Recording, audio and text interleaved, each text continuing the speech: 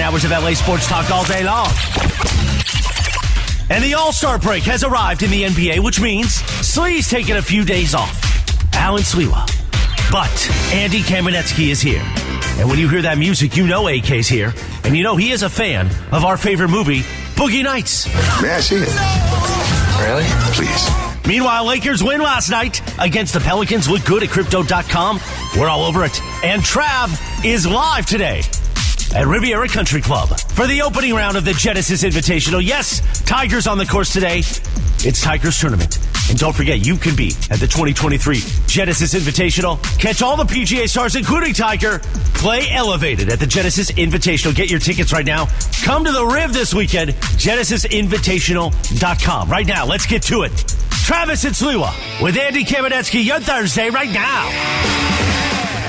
I have to be a little bit less yaggy than I am at the beginning of the show, Andy, because I am, I don't know, maybe a 30-yard wedge shot from the 14th green here at the gorgeous, spectacular Riviera Country Club. I can turn to my left. I got players right here. It is a beautiful day, Andy, and while you are in the studio and I get to gaze upon you through Zoom, I am out in one of the arguably most beautiful spots in all of Southern California. I mean, what a treat for you. Like, you look around the golf course, it's gorgeous. You look into the Zoom, see my face, it's gorgeous. Like, everywhere you look, Travis, you are surrounded by beauty. Just breathtaking beauty. Yes, indeed. Well, you know, before we got started, I needed to make sure that I could see your full visage because behind you in the studio was one of the studio lights and you were being washed out. And I said to Emily, I said, somebody's got to turn that light off behind Andy because I need to be able to get the full AK experience of the entire face while we're doing this show together. Yeah, I mean, I'm not saying that you're saying that visually it's a nice break from Sliwa.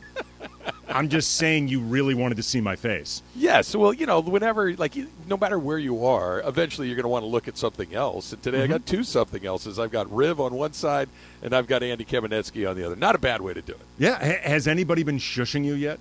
Have you Not already yet. gotten a look? Gotten a few looks, but no shushes yet. I don't think we're not quite in shushing distance, but we are close. This is a great spot. If you are a golf fan, you know what this place is all about. Maybe if you're not, you got to come and check this place out. GenesisInvitational.com is the place that you can get your tickets. There are still lots available for the weekend. The weekend is the time to do it.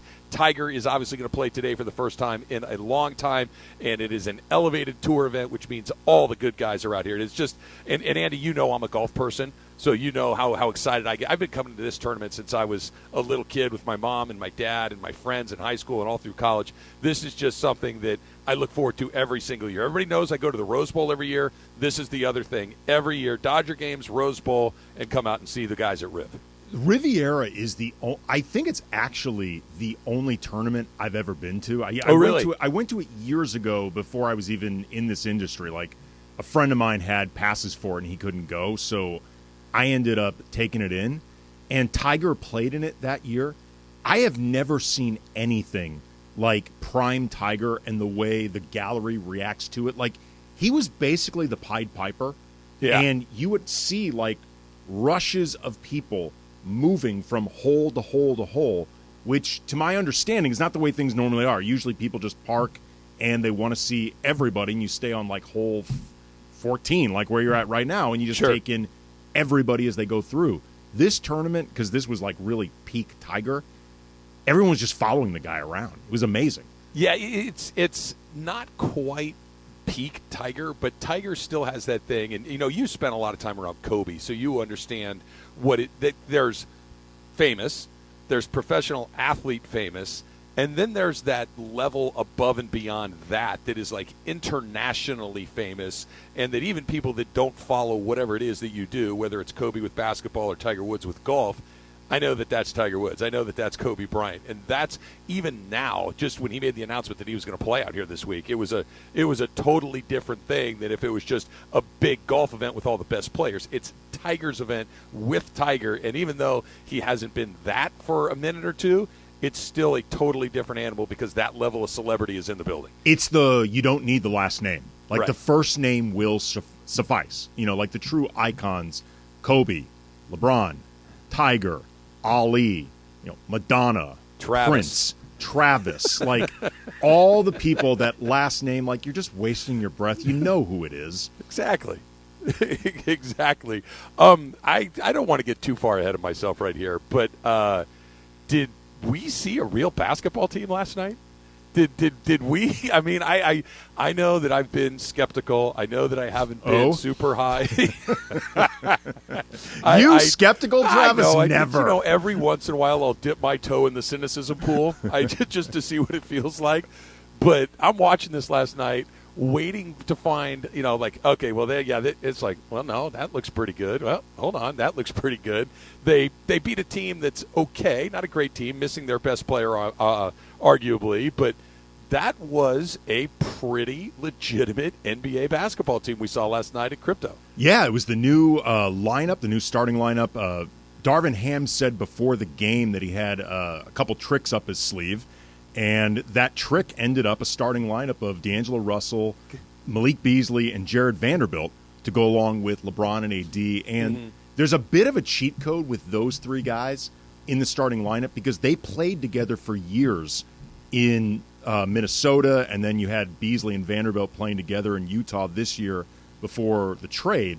So you've got three quote-unquote new guys who actually are really familiar with each other. And then once you add LeBron back to the mix, and I think that's really the key in all of this. Like, if you're trying to fast-track a process, nobody makes that easier and, I guess, relatively more realistic than LeBron. Sure. He is still, at this stage of his career, one of the premier problem solvers in the NBA.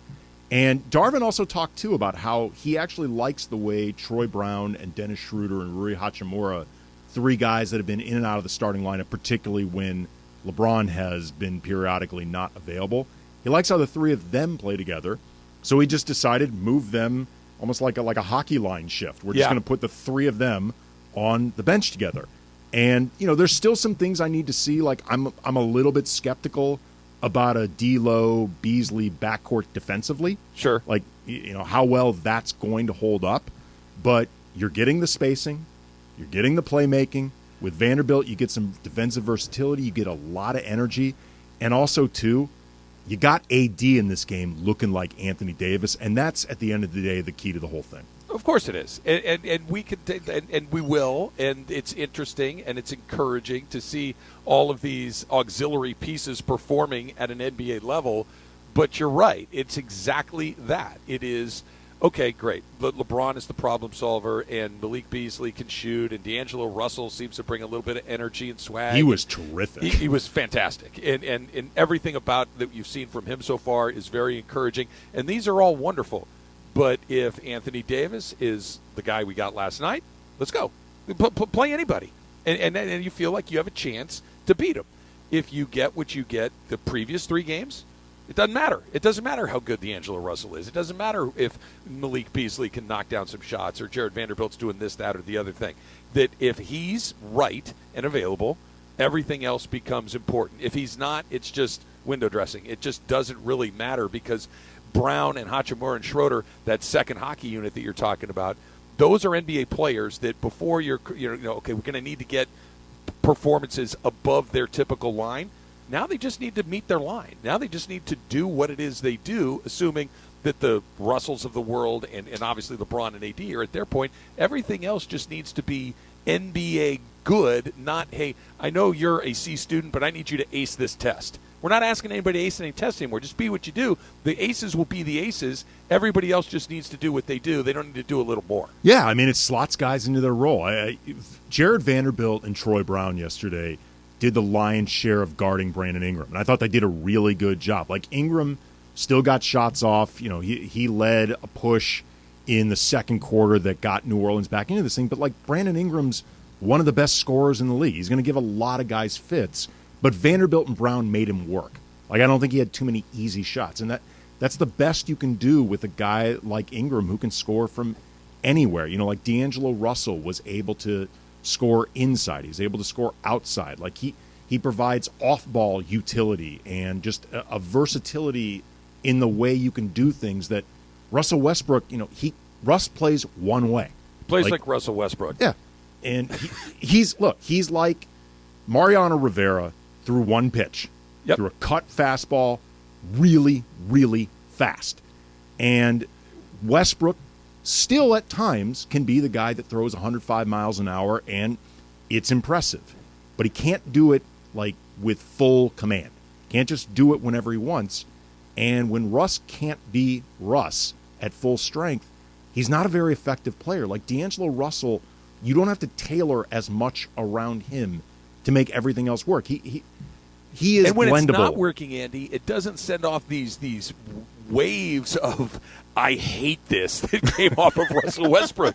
That when it wasn't working for Russ, it was either waves of "I hate this" from the other four guys on the court, or waves coming off of Russell Westbrook saying, "I can't believe they're not running it through me." That when D'Angelo Russell is or isn't getting his thing, it was like, okay, cool, let's ride this until we don't need to. I love the Rivera analogy because I think that's perfect, but the Russell Westbrook part of this is, imagine if Mariano Rivera, in the twilight of his career, every time he threw a cutter, it got put into the Monument Park in center field, and he said, "Man, I'm here to throw cutters." It's like, yeah, but they keep getting hit over the fence. Yeah, but I throw cutters. Or okay, let's take this analogy a bit further. Let's just say Rivera, late in his career, not only insists on throwing the cutter, which, to be fair, it's the only pitch he knows. Like, he doesn't actually know another pitch. This is why I love this comparison, because he only knows cutters too. Right. He only knows this cut fastball, throwing it hard as hell. But Rivera also insists on pitching innings 6 through 9 as opposed to just the 9th inning. Like, he's like, you know what? I can't throw this pitch the way I used to, and I want my role expanded as much as possible. I feel like I'm not getting enough innings. I'd like to, can you toss me a start here and there? I feel like Andy Pettit's in my way. I think Roger Clemens should sit down and give me some of these starts. I like this. I wish we would have gotten to that analogy much, much sooner. We need to talk about the Colonel, because the Colonel was in the open. That's something that is always got to be a thing that we do. Somebody just turned your halo back on. We need to turn that off. Carlo, get my halo off. I can't see Turn the halo off, Carlo. What the hell's wrong with you? You have a very natural glow about you anyway. Oh, so I don't know if we this need that. looks like I'm getting beamed up Close Encounters style. Like there's like the aliens are actually real, and they've decided the key to taking over this Earth is bringing me onto the ship. And infiltrating our air defense system with balloons over Canada. Yes. That's the other thing. I'm that's how they what arrive, bridges Andy. together, I guess, China and the aliens. Well, I keep picturing, like, what was the Will Smith movie where the aliens came? Independence Day, right? Where the big ship comes over New York City and Washington, D.C. and Beijing and all these other places. I didn't think it would be balloons over Montana. I thought that was a very different approach on how to invade us. Spying's come a long way. It's come a long way. I am here for it, absolutely. All right, why was yesterday a quality of life win for the Lakers? And speaking of Rivera in a basketball uniform, might he still be in town? That's coming up next. It's Travis Lee, 710. All right, I'm talking to all 710 listeners right now. Let's start off with this. March 18th, it's a Saturday afternoon, Miles Square Park in Fountain Valley. That is where I am about to teach everybody a little bit about pickleball. And the reason is because you see my father here is a world champion pickleball player. And while I have never played pickleball, not one time in my entire life, I already got my own racket, which means I'm about to kick some you-know-what. So come on out and support. Be there. We'll all watch college ball games together, and we are going to win.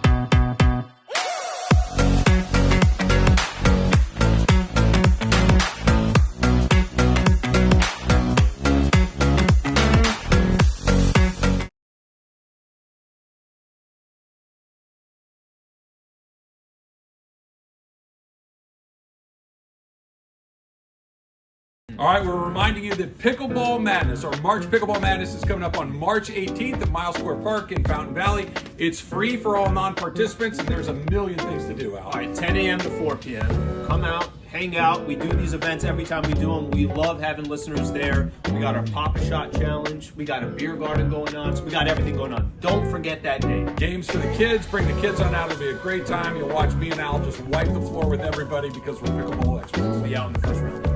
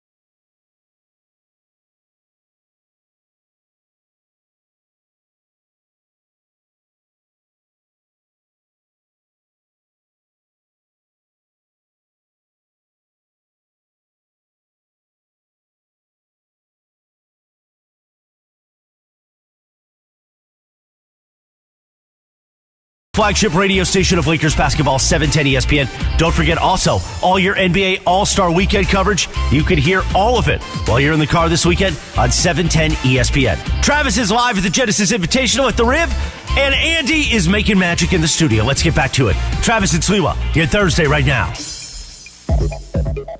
A beautiful day out here at Riviera Country Club, live from Riviera for Tigers Tournament, day one of the Genesis Invitational. Of course, you can get your tickets for this weekend. It is the Genesis Invitational, by far the biggest event in Los Angeles this weekend. GenesisInvitational.com is where you can find your tickets. Play elevated. And, Andy, I'm hoping that, maybe there's an opening that somebody forgets to show up and they say, hey, is there anybody here that can go play a few holes with somebody? And I'm just going to slide. You know, they have a marker in majors occasionally where they have an odd number of players. Kind of hoping for that situation. Can you keep doing the show? I'll do it with the Comrex app on the phone. What? I'll just put in my AirPods and I'll do the show while I play a few holes. I mean, there's got to be somebody from the station with you that could essentially be like your lackey and just follow you around with the equipment. Like there's someone there, right? Like a Sherpa. It's essentially like a Sherpa. I'm assuming they would provide me with a caddy, and instead of just carrying the clubs, they'll carry the Comrex when we go through. Bag on one shoulder, Comrex on the other, and we're ready to go. Yeah, exactly. I mean, who is the strongest intern for 710? Like, who can carry both the bags and the audio equipment? That's who should be there right now. That's a good idea. Well, we should have tryouts. Too bad DeAndre's here, so I don't think he can get to Riviera in time. DeAndre's big. I will put my money on DeAndre. He's if a big dude. Anybody. Yeah, if he left maybe minus 9 hours ago, he might get here in time because it's a little bit tricky getting in here. But it is an unbelievable day. Andy, have you made any progress on our initial draft of Commander and Chimp? Well, I'm still waiting to hear from Jay Moore. Like, according to Ireland, Jay Moore has essentially attached himself to this project. As I've said on air, and it's no offense to Jay Moore, and his resume certainly in Hollywood is better than mine. I'm not comfortable just automatically promising him the plum role of the scheming vice president. Like, at minimum, Jay Moore needs to screen test, and he might be offended by this. And I understand. You're going to make him read?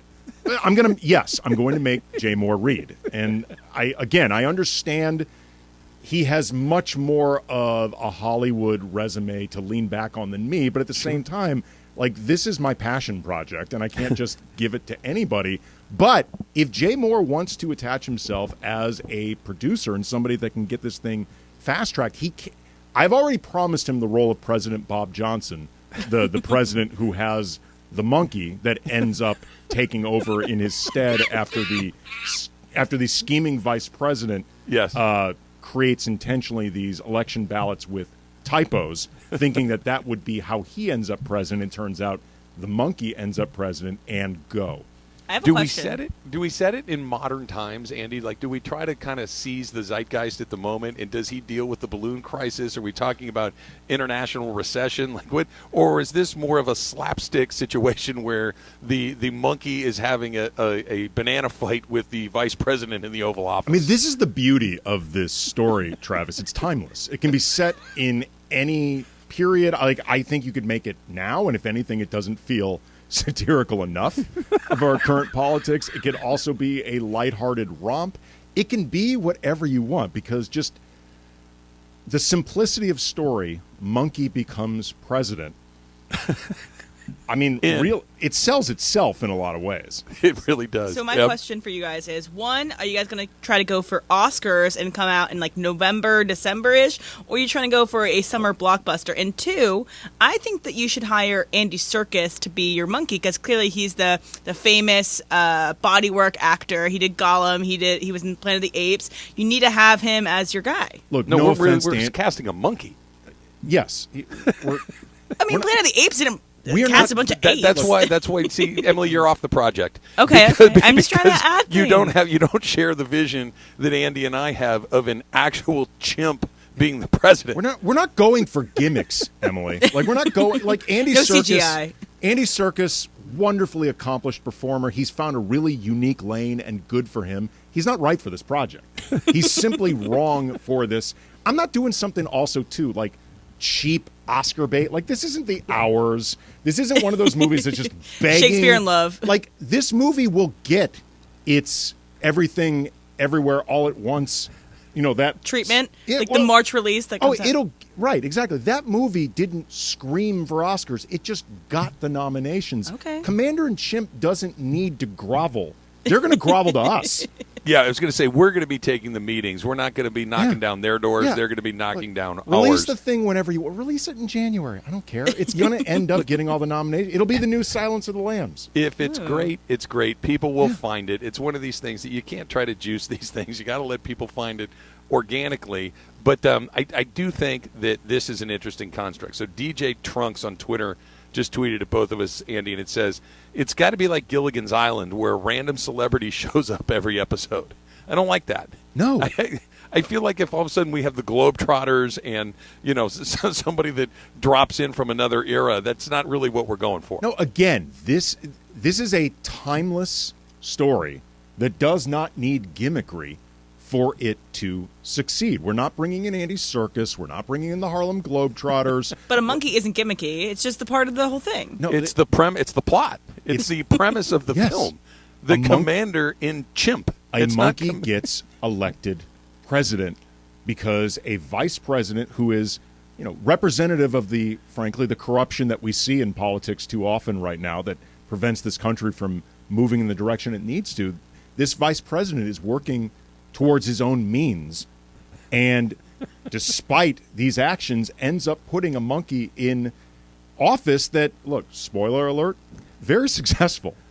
This monkey is curating vision through the roof. Is the cabinet full of other animals? or is it full of humans? Emily. You're yeah. I'm just asking questions, guys. Well, I think these are good questions, Andy, because Emily is forcing us to kind of focus where we want this to be. That this is the only animal character in the movie is the president. Why can't you keep this story of a monkey becoming president realistic, Emily? Exactly. Why do you keep adding all these ridiculous gimmicks? Like, the story is rock solid and stands on its own merits. But how would the monkey have the relationship with the humans in order to have them in the cabinet as opposed it was to... the previous president's monkey. And so the cabinet mostly will stay the same. He's the commander in Chimp. He doesn't have to have a relationship. They're going to respect him. They respect He's their the boss. office. Exactly. He's in the office, and you respect the office at the time of it. What is my role in this, other than it is some sort of producer capacity? Do I get an on-screen credit for this? Would you like to be in the cabinet? No, I feel like I would be better served in like the White House press corps. Ooh. I think that if I were one of the reporters asking questions from the gallery, I think that's something that I could pull off. Not the communications officer? I think I could see you there as well. You could talk me into that. Ooh, You could talk me actually, into that. That's good. Like, first of all, you're tall. Spin doctor. Yes, I think you could be a good, tall spin doctor. Oh, so I'm the actual press secretary in this situation? Look, I think it's a role than just the guy that asks questions at every press briefing. Like, I mean, are you nervous you're not ready for it?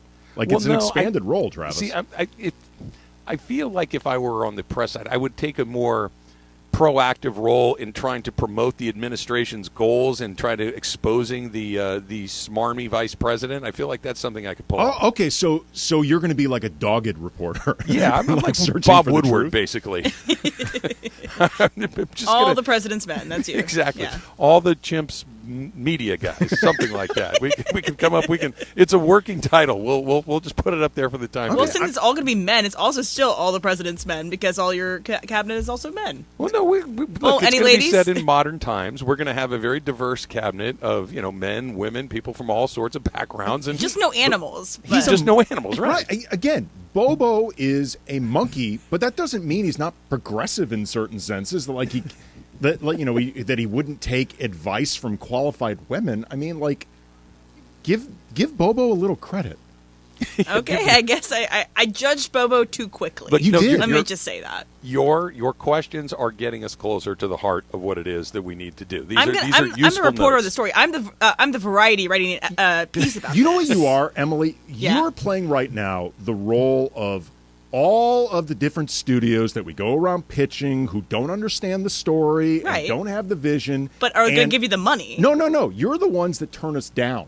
And then eventually Okay. we get to the one that understood it. Like you I'm write- HBO turning down Breaking Bad. Yeah, you Yes. are, frankly, Emily, Exactly. you're the studio exec who got fired. for not being able to see it. Yeah. Okay. You need to be able to see it in its finished product before we've even started. I believe I'm speaking for the people here. You that, need to, there are trust questions. the producers' visions of what it is that we've created, and then go and empower us to go create the piece of art that we have in our minds. Okay, I'm just saying I'm listening to the pitch. I'm not sold, but I don't know. You know what it maybe is? You're listening. You're not hearing it, Emily. That's the Ooh, difference. right. You're listening to this pitch, but you're not hearing it. Taylor, You what do you think can't- of the pitch? I think it's a flawless script. Thank you. Can't be touched. See? All right. He knows. And that's why I'm going to Taylor's show tonight. And that's what we're going to get into next. Chris and I are going to drop in there. Who else is coming to see us tonight?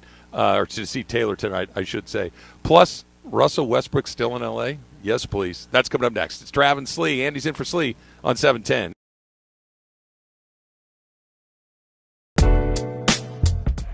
Do you like water? Well, then you already like 70% of me. Oh my gosh. I'm about to make fun of his ass tomorrow. I need to complain to Spotify for you being not named the hottest single. Holy, this guy. If you were a Transformer, you'd be Optimus Prime. Yeah, no. Hey, that's respect though. You know what's on the menu tonight? Me and you. I was so cringe. Oh my god.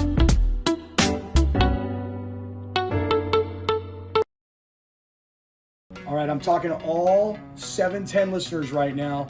Let's start off with this. March 18th, it's a Saturday afternoon. Miles Square Park in Fountain Valley.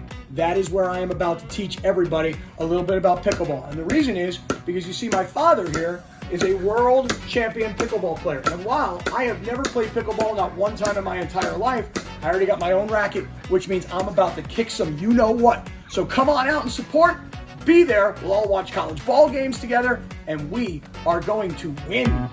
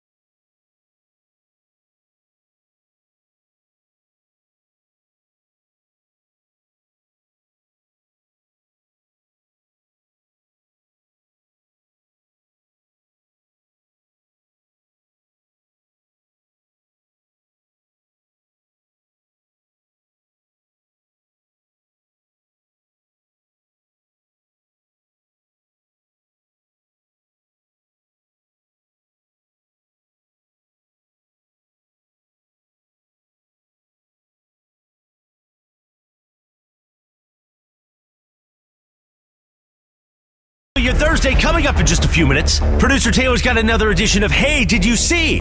Coming up around 10:45. Don't forget, Producer Taylor's performing tonight in the South Bay. He'll have those details ahead too. Travis and Sliwa continues right now.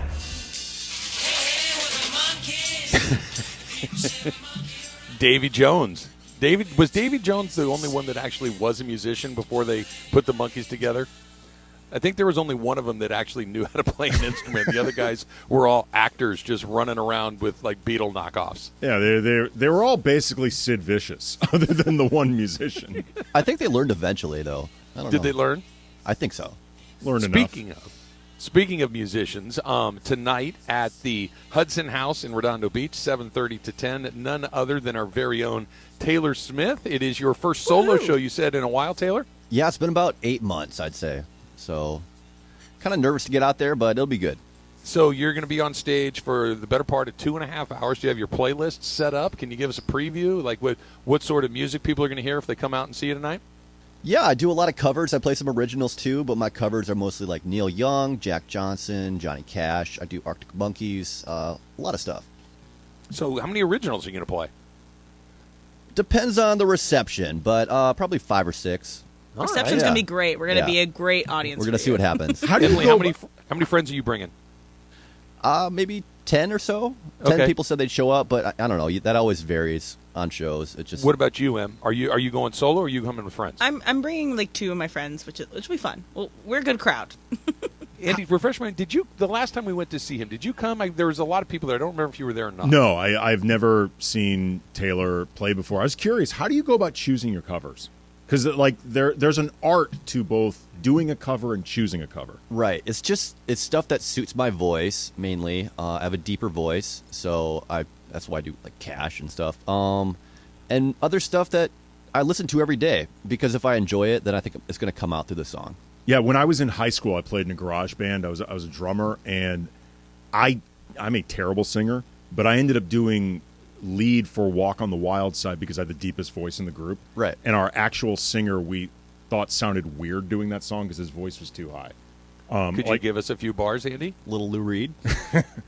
Holly came from Miami, if L.A. There you go. Hitchhiked away across the USA. You know it's my greatest fear. I could use a drummer, Andy. Oh, God. You know what's so sad? My daughter is learning guitar, so I've been taking her to these lessons at Guitar Center, and while she's doing her lesson, I don't really have anything to do. I went down in the drum section and just started screwing around a little bit. I haven't played, really have not played in, 25 years. It's like riding a bike. Come on. Well, apparently I'm going to crash because Don't get on a bike. I was awful. I was shockingly awful. I was ashamed of myself. Taylor, how does this work? Because I know you play the fiddle. I know you can play some other instruments as well, but do you play the fiddle and sing simultaneously? Do you have a band behind you? How does this work? So it's just gonna be me up there solo, but I do have a loop pedal that enables me to lay down a few tracks on guitar and then I can play over it on my violin. So the violin's gonna be there as well. Can't wait. So do I have a good seat? Am I right up front? What are we talking about? I'm gonna scope it out for you, Trav, and depending on how packed it is, I might have to request a table for you and Morales. Good. Well, we you know how important it is that we're in quality real estate, as somebody I used to know like to say. We like to get good real estate right up front. So make sure and sing a song for him too, like you did last time. Yeah, you gave me the Johnny. Was it Walk the Line? Might be some Taylor Swift too, Emily. Who knows? Ooh, can you do that? That seems like a little out of your register. I'm gonna try. I'm gonna try for Emily. I like that. All right. Can you give a hint which song? You got to show up. You got to be there. Yeah, that's a good tease right there. That's well done. The Smith by tease. Taylor. Not the Swifties, the Smith tease. All right. So Russell Westbrook traded from the Lakers to the Jazz, has not played for the Jazz, and obviously probably never will play for the Jazz. Shams had a report that says the Clippers have begun conversations with Russell Westbrook. The Clippers received permission to speak to Westbrook, and talks have started among franchise officials. Okay, I need to separate the basketball portion of this from the talk show host portion of this, because as a talk show host, this is my favorite idea in quite some time. They're putting Russell Westbrook on another team that has championship aspirations, thinking that he's the piece that's going to push you over the top, is just terrific. Because this is the very definition of not learning from other people's mistakes. That Russell Westbrook is not the piece that you need to go from where you are to a better spot. That didn't happen in Oklahoma City. It didn't happen in Houston. It didn't happen in Washington. It didn't happen in L.A. And it's not going to happen in the other L.A. That being said, what the hell are they thinking from a basketball standpoint? Because what he does, they already have this weird mix of not quite knowing who to play when, and they're oddly almost too deep with too many guys. What does Russell Westbrook bring to this that I'm missing, Andy? Because as far as I can see it, all it is putting a bunch of oily rags next to an open flame. Well, okay.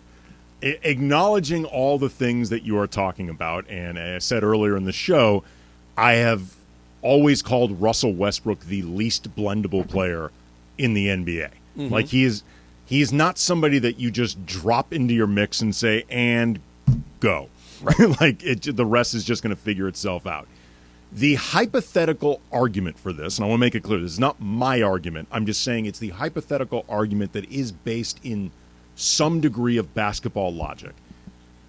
The Clippers for a few years have been looking for a true point guard or somebody with true point guard skills that can provide more organization out there so less of it falls on Kawhi Leonard and Paul George. Like Paul George, for some of this season, has really been operating as a point forward, and they both can make plays, but it's not functionally what they do, and it's certainly not their wheelhouse while also looking for their own shots and really looking to be the engine of the offense. And Russell Westbrook is somebody that can set up other players. Like it is what he, you don't end up 10th on the all-time assist list by accident. Like Russ is legitimately good at finding other guys.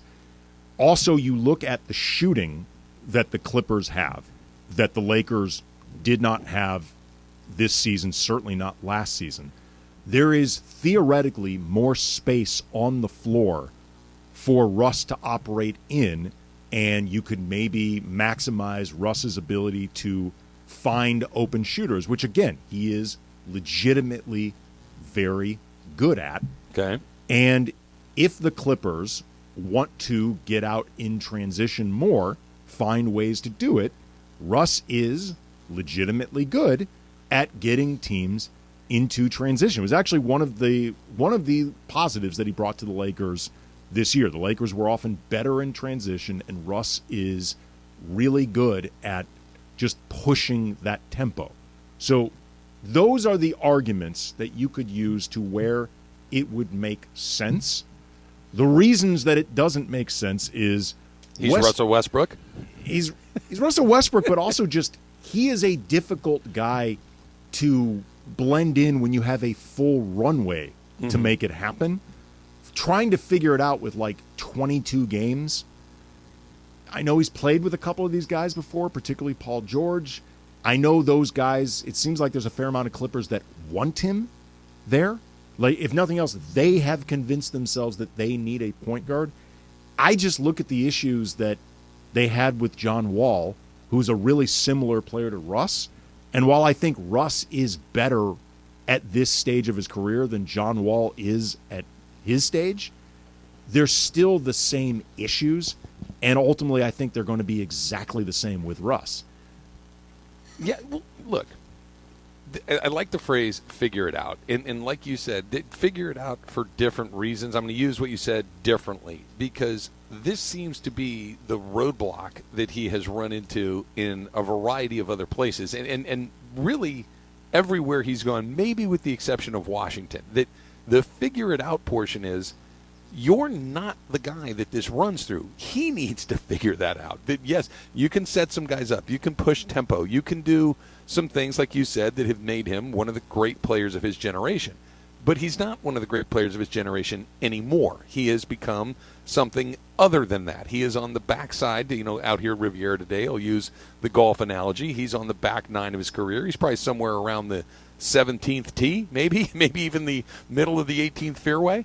He's getting close to the end of this. He thinks he's on the second tee. He doesn't understand that he's not that guy anymore, that you are here to support Kawhi Leonard. You are here to support Paul George. You are here to support and do the things that you described. We're not bringing you in here to be Russell Westbrook. We're bringing you in here to be a complementary point guard to what it is we're trying to do to go win a championship, where if I'm putting myself in his head and I'm only going by what I've seen him do on the court, and it was slightly better this year with the Lakers than it was a year ago, but only slightly. And I think that if we shot him in the neck with the truth serum dart, he would tell you that, oh, they were using me wrong, that you just got to let me do my thing. That seems to be his default setting. It's what made him a great player in his era to begin with, is this unending belief that I am the best option. I am the best guy. I can do this. That's what took him from a lowly recruited player to NBA or Basketball Hall of Famer. That undying belief in himself. He's wrong now.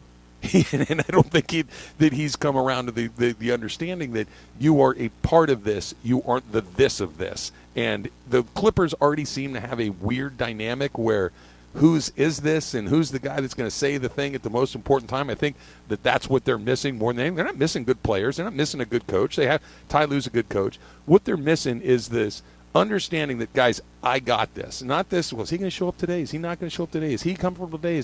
Is he going to take over in this thing? That they have this weird mix of personalities in that team. And I would love to meet the guy that thinks adding Westbrook to a weird mix of personalities is going to make it less weird. Well, here's the problem, though. Even let's just say that Russ, this experience with the Lakers has taught him that if nothing else, he has to be more of a supportive player out there. Like, more of a support system guy than the star. And look, to Russ's credit, I think other than maybe the last few weeks where he seemed like someone preoccupied with, are they going to trade me? What's my future? Like, because there's a lot of questions that come for Russell Westbrook if he gets moved. Mm-hmm. Like we're seeing it right now. What is his NBA future? I don't think Russ ever liked his role coming off the bench, but I will say I think he handled it on balance pretty professionally. But let's just say that he is really willing to lean into the whole idea of I am a supplementary player. He doesn't have the skill set to do it. Right. Like Russ is in part stubborn with the way he plays because coming off the bench, the only thing that changed for him was coming off the bench. Played exactly the same way as he had before. Yep. And that may be some degree stubbornness, but it's also he can't do anything else. Like you can't space the floor with Russell Westbrook unless he's going to be a much more active cutter, which he just doesn't seem to have any interest in doing. Like teams guard him down the stretch with like a non-guarding center. Right. Like they just completely ignore him. Like, he's set like maybe 7 screens in the last 2 seasons. Like there's just certain things that he, defensively, I think in certain respects he was actually better defensively this year than he was often given credit for. But he's not going to go out there with a defensive role. Like that's not what.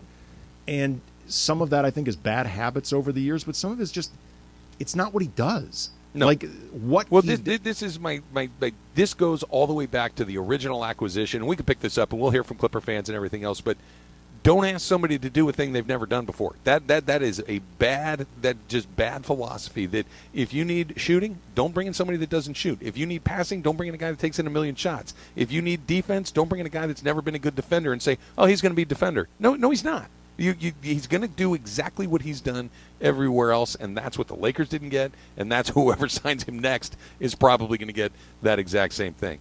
Taylor, who has a gig tonight, is doing Hey, Did You See? Coming up next, it's Travis Lee, 710 ESPN.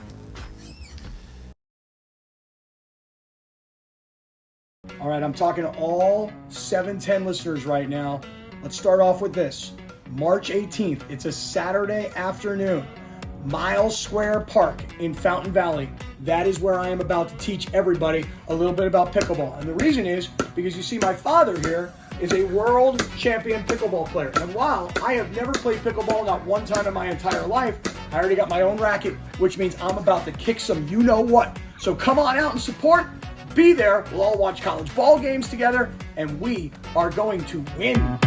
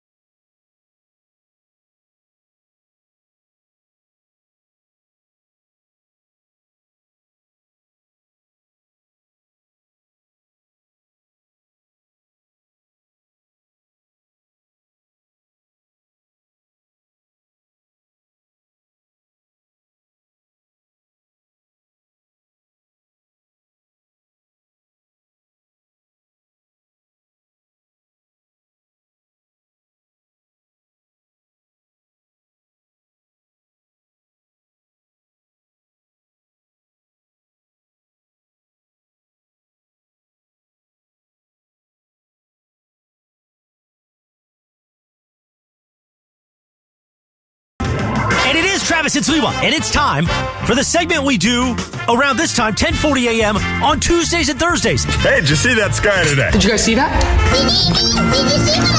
Basically, the days we don't do Ask Slee, we do this thing.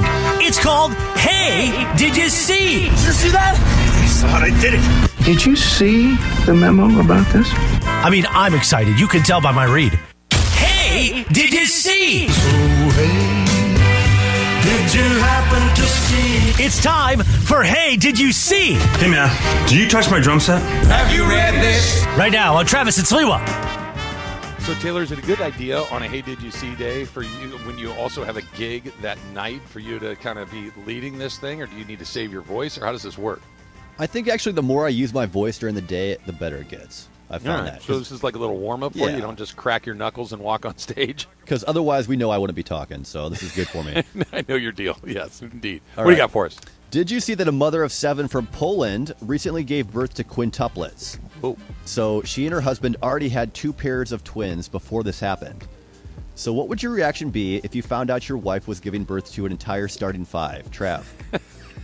I would start spending less money. I would look for a smaller house. I would try to find a side hustle or A smaller six. house? Well, Need a yeah, bigger because house. I know I gotta downsize. I gotta make sure that I'm spending less money in housing. So by the time when they're little, I can stack them all up in one room, right? I can Bunch put all of bunk 5 of beds. the babies in one spot, right? But as they get older, I'm going to have to move back out. I'm going to have to leave Southern California. There's a whole bunch of things. The ripple effects on adding 5 kids out of the blue would be significant. I would be Googling how to disappear and live off the grid without anybody finding you. 12 kids, no. I'm sorry. Like, it's an awful thing to do. I can't be a part of that. I can't. I would have to abandon ship. I just would. Well, it's one thing. Like, so my mom is one of 10.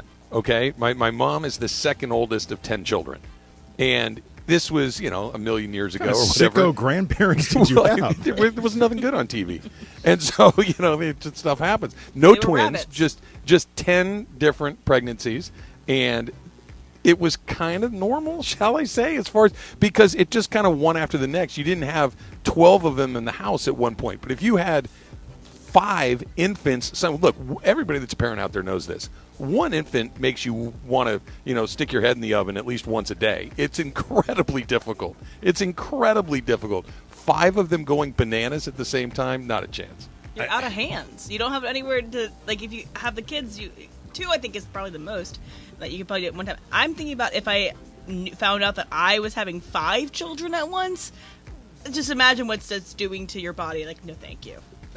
Yeah, well, Can't do that. you have different concerns than Andy and I would. Yes. We're on different sides of that equation. That's I mean, for sure. I remember how difficult labor was for my wife with just giving birth to the standard 1. 5? Well, by number 3, maybe they just start sliding out. I don't know. They just It's pass like out. it's like a pit stop at Daytona. They just bring in a new team and they just keep bringing them out. It's like the Kate Gosselin, the Johnny K +8 when they had the twins, and then they had 6 kids at once. Oh my God. I just remember my wife, like I just said, she had a difficult labor. It lasted like a while. It was like 48 hours, 72 hours. Like it was prolonged. And we went to Cedars once, the water broke and we knew, okay, showtime. And it happened to be super overcrowded when we got there. Like they had nowhere to put us. We were literally put temporarily, but in a utility closet. Because they had You're kidding me? No, they felt terrible, but they had nowhere else to put us, just again temporarily. So my wife is in agony, and we're in this awful surroundings. And Travis, you know this. When labor begins, your job as the husband is to stand there, say nothing, speak nothing unless spoken to, and then recognize whatever you say is the wrong thing. And There is no right answer. Yes, you just have to accept that. Otherwise, you just stand there, say nothing, and just accept the fact that she's angry at you for doing this to her. Well, at least you didn't have to go far for supplies. Oh, well, okay. Here's what makes it worse.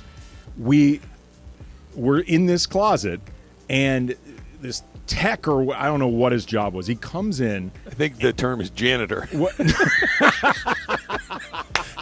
I mean, if he's coming into the supply closet. Well, this guy actually was some type of tech because he had a chart like with him. He didn't have a broom, but he had a chart. So he's looking over the names, and he looks at it and goes, Kamenetsky? Yes. He goes, wait, like the Lakers? Oh, no. Yeah? He's like, dude, like, this is like the Lakers were getting close to starting the playoffs. He's like, he starts asking me questions, and my wife gives me this death stare. And I'm just like, dude, not now. Not now. Time and place. That happens to a lot of celebrities. I would hope that, Andy, you chased him out of the closet and said, hey, thanks for checking out the blog. Thanks for listening to the podcast. Appreciate the downloads there, buddy. Yeah, if you can tweet out that I'm here, I would really appreciate it. Look, my wife's in a bit of a mood, so I just, I really appreciate it. You know how women get when they have to give birth, Just, high maintenance, needy, Always the center of attention. Yeah, I mean, seriously, I was like, bro, seriously, no. And like, he starts asking questions. My wife's looking at me like, I'm not initiating this. I did not answer a single one. I'm like, dude, seriously, read the room. Read the closet.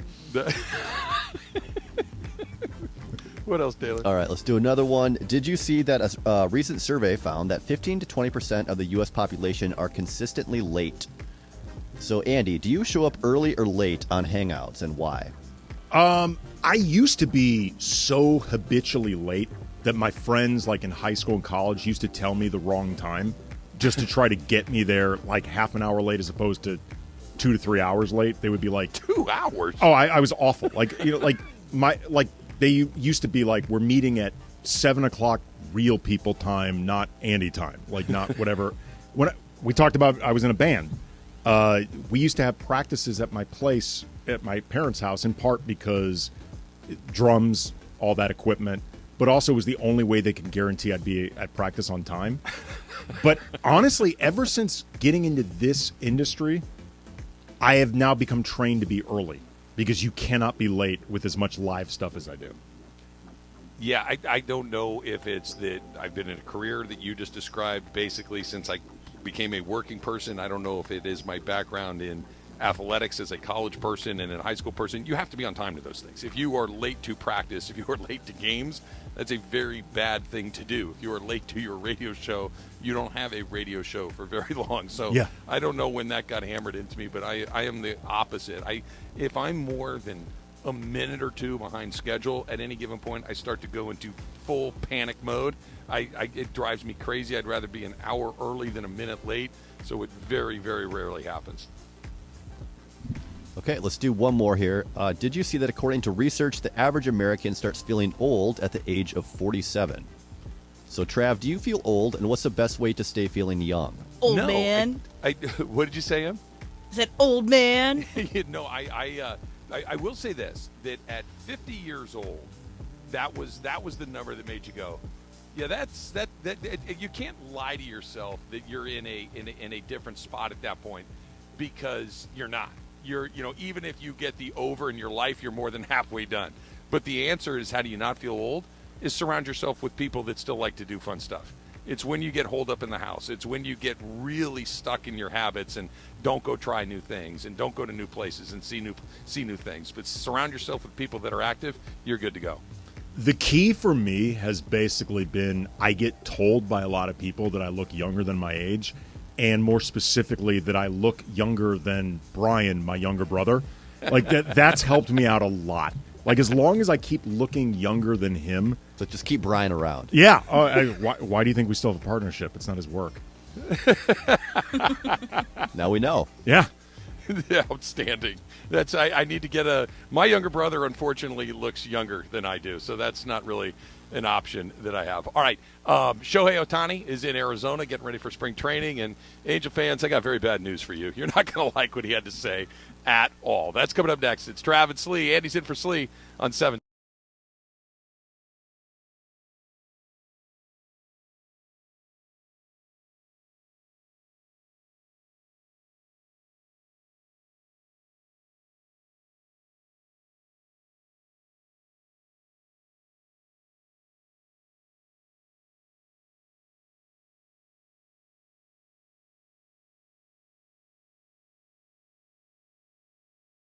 All right, we're reminding you that Pickleball Madness, or March Pickleball Madness, is coming up on March 18th at Miles Square Park in Fountain Valley.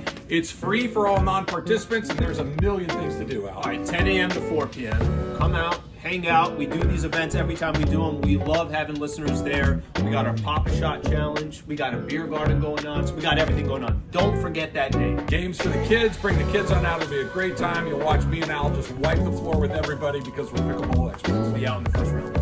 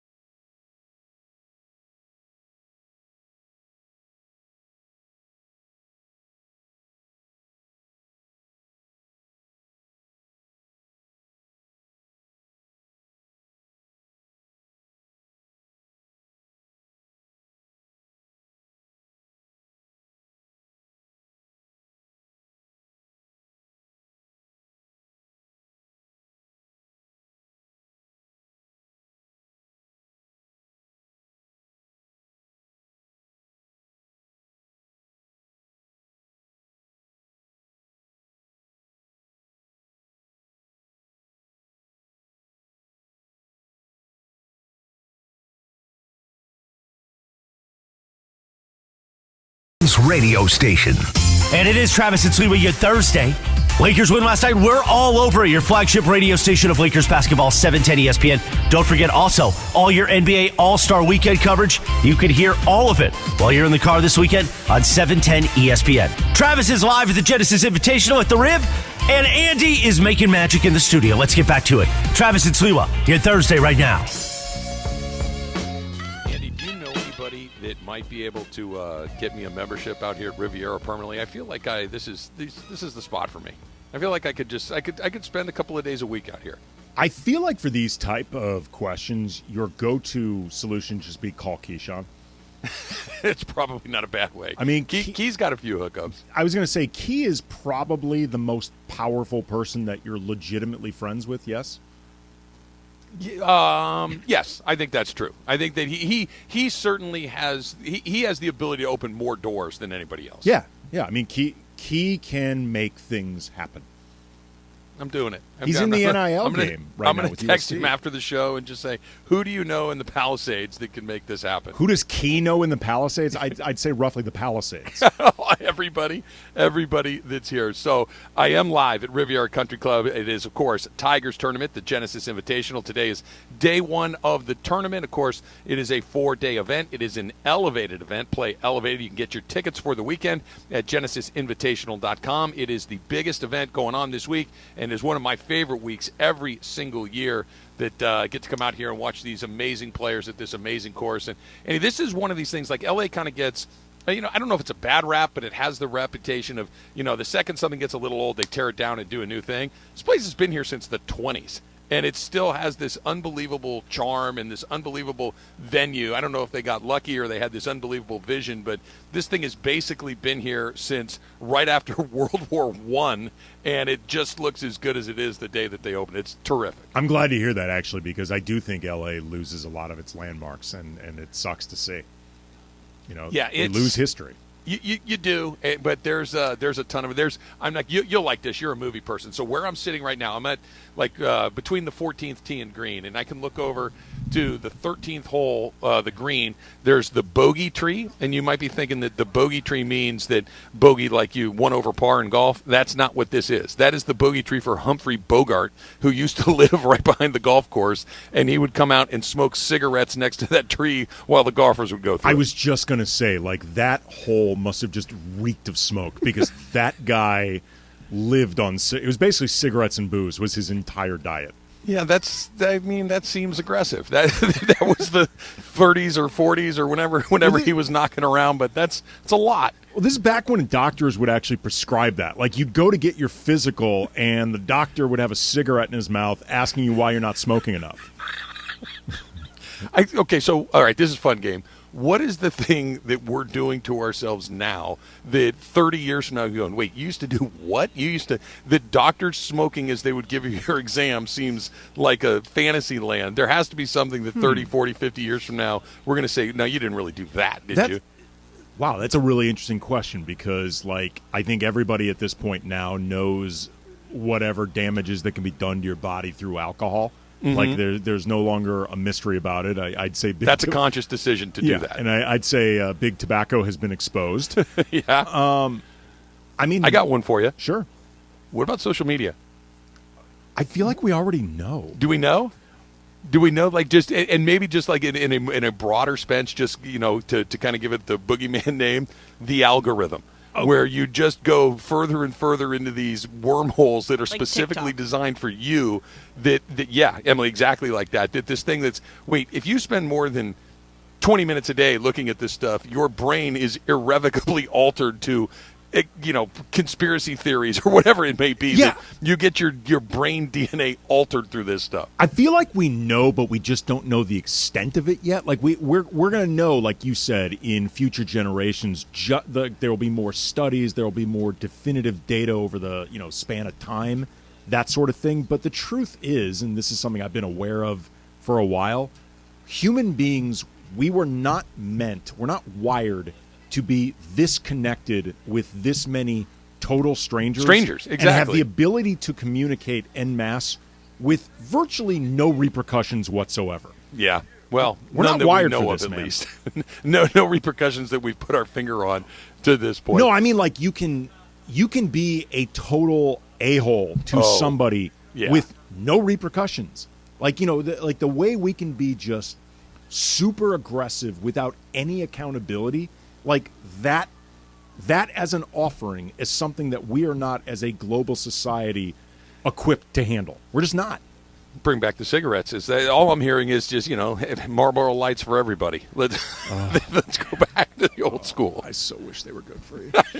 I know that was your deal. We've had that guy. We all find you kind of figure out which bad habits you like and you don't like at an age when they're all kind of bad for you. Mm-hmm. And that was one of those, 7th or 8th grade, you tried that first cigarette. I'm like, no, this is terrible. I don't ever want to do this. I know that can go a lot of different ways, but I got lucky on that one. I remember the first cigarette I ever had. I was like, why did I waste all these years not smoking? Where's this been my whole life? Oh, God. I'm when I was 7 years old, I should have been lighting up, man. There's years that I spent without cigarettes. Oh, they were so great. Knock yourself out. All right. So spring training's just about to get ready to get started, and Dodgers are maybe not quite as good as they were a year ago. Padres are a lot better than they were a year ago, and some players have moved around, whatnot.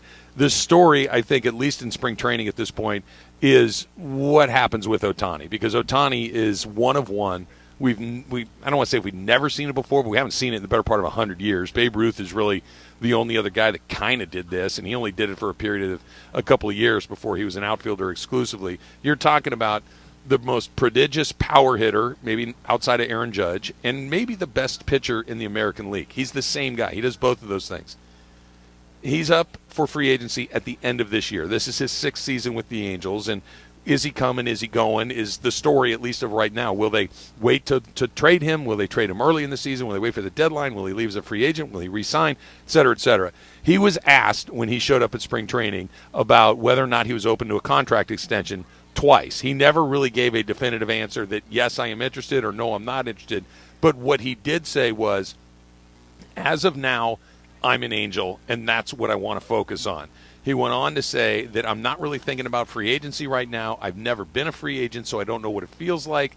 Like I said, I'm focused on the season. I'm not trying to think too far ahead.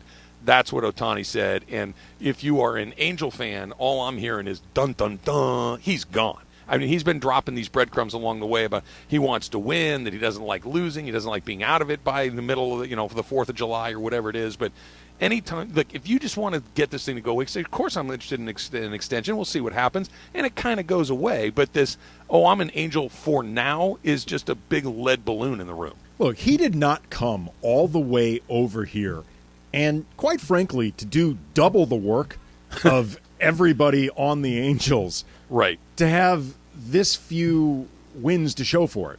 And, no postseason, no anything. Like, he is really busting his ass for very little return other than the historical significance of it. But it's like, by now, we know he can do this.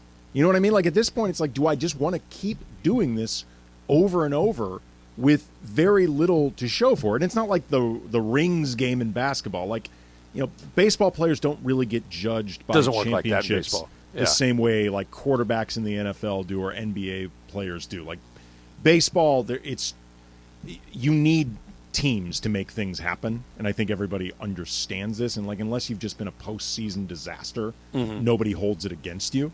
But it would be difficult for this guy who, like you said, is one of one in what he does to feel like I'm wasting my time. Well, that's it, right? I mean, when he came over here, the question was, can he? Well, he clearly can. Okay, so we're done with the can somebody do the thing that we've never seen before? Can you be a number one pitcher and can you be a number 4 hitter and hit 50 home runs? The answer is yes, and because he's done it a couple of times. So we're done with the can he or can't he. The next part of it is, can you put him in a situation where we get to see it in games that matter? The Angels haven't played a game that matters past the 4th of July in his entire career, really. And he wants to be on that stage. It's not because can I check the box that can I do it against, Mookie Betts in the 7th game of the World Series? Can I do it, facing Clayton Kershaw in the 7th game of the World Series? That's the only thing that's left. And the road to do that in Anaheim, especially with Artie Moreno as the owner, seems to be pretty obvious. The answer is no. It's kind of crazy. You forget how long he's been with the Angels. Like, he's been there a while. This is his 6th year. Yeah. This is a long time to feel like you are making no progress. And maybe, Mike Trout doesn't seem to be bothered in the same way. And maybe there's like an element of Stockholm syndrome with Trout. Like, he's just come to love his prisoners or the prisoning body. Like, yeah. The people keeping him there. Sure. Like, he's just look, he could go down as the greatest Angel of all time. And at this point, maybe it's like, you know what? I'm so far along this path. Can I offer an alternate theory to that? Sure. Because I think that's mostly true, but I think there's another thing. Somebody says, hey, you want $450 million? The answer is yes. And especially if they're offering it to you before they have to offer it to you because, all of my disaster scenarios come from Looney Tunes, that anvils do fall out of the sky, pianos do run away down the street, and stuff happens. So when someone says, hey, you want I'll take your money. And I think he feels a certain sense of obligation to the people that have given him that money. Yeah. And, I just also, too, with Ohtani, it's like he really rearranged his entire life to come over here and do this. Like, Mike Trout has obviously put in the work and the sweat, and he clearly cares about baseball, and he has been one of the best players in baseball for, like a decade or so? 10 years, yeah. Yeah, he's arguably been the best player in baseball. He's certainly been one of the best. But Ohtani uplifted his entire life. It's not like he wasn't already great in Japan. He could have just stayed there and had an incredible career, probably with championships, things like that. Like, it's different for somebody like Ohtani to waste his time than Mike Trout to waste his time, even though it's kind of a shame if either one of them are wasting their time. But it's different. It's very different. Ohtani is on the Angels. Trout is of the Angels. If there's a distinction there, I think there's a little bit of the difference that you're describing. But let's say that you're Artie Moreno or you're Perry Manassian, the general manager, Phil Nevin, the manager, whoever is going to try to present the pitch to him to stay. What could you possibly say to him other than we'll write you the biggest check, which they won't. The Yankees and the Mets and the Dodgers and all these other deep-pocketed teams are going to be able to go dollar for dollar with a team like the Angels. But what is the pitch to, no, you need to stay with us? Because I can't come up with one. I mean, other than, I guess, competing with Trout to be the biggest icon in Angel history, But if it were the Yankee history, sure. Now you have my attention. But Angels, right, okay. I'm better you're than never going to Tim become. Salmon. But you're never going to become that with the Yankees or the Dodgers. Like the Yankees and Dodgers cannot offer that to Ohtani. Like in the same way that when LeBron came to the Lakers, he would have needed to win like 6 championships in a row before he would be considered anywhere higher than like the 7th or 8th greatest Laker of all time. Like, that was something, and I think LeBron knew this. Like, that's something the Lakers could not offer to him. And that's something the Dodgers and Yankees cannot offer to Ohtani because they just have too many greats, like guys who've been lifers, stuff like that. Like, you're never going to be ahead of them. But the opportunity to win more is certainly going to be there more with the Yankees or with, the Dodgers, much less other teams. Guys, I can't hear Emily. We need to make sure that she's connected to me real quick. Okay. Yeah. Emily? So, anyway, I'm sorry, Emily, to cut you off. I just can't hear you right now, so I can see you talking, but I just can't hear you, so we'll get that squared away. Could you hear me? I can hear you. I Okay. can hear you loud and clear, Andy, and I can see your gorgeous non-Halo-like face right now. Everything's kind of coming together perfectly. Have you decided? Can you hear me now, guys? Now Yeah, I got now we you. can. All right, yeah. How Must are be you? something with this mic that's being a little weird. But we had Yeah. 2 tweets that I want to weigh in on that people were asking. One having to do with Commander and Chimp, which obviously is the most important thing we've talked about today, and about what we're going to think about in 30 to 40 years. So this is Matt who says, the important question is, who's going to play the love interest? And he says, I'm getting Jennifer Tilly vibes for Commander and Chimp. So what do you guys think about that? Sold. Okay. You're getting into some real BoJack Horseman vibes here right now. Like, there's going to be a lot of people resistant to this premise just from the beginning because they don't have the mind expansion necessary.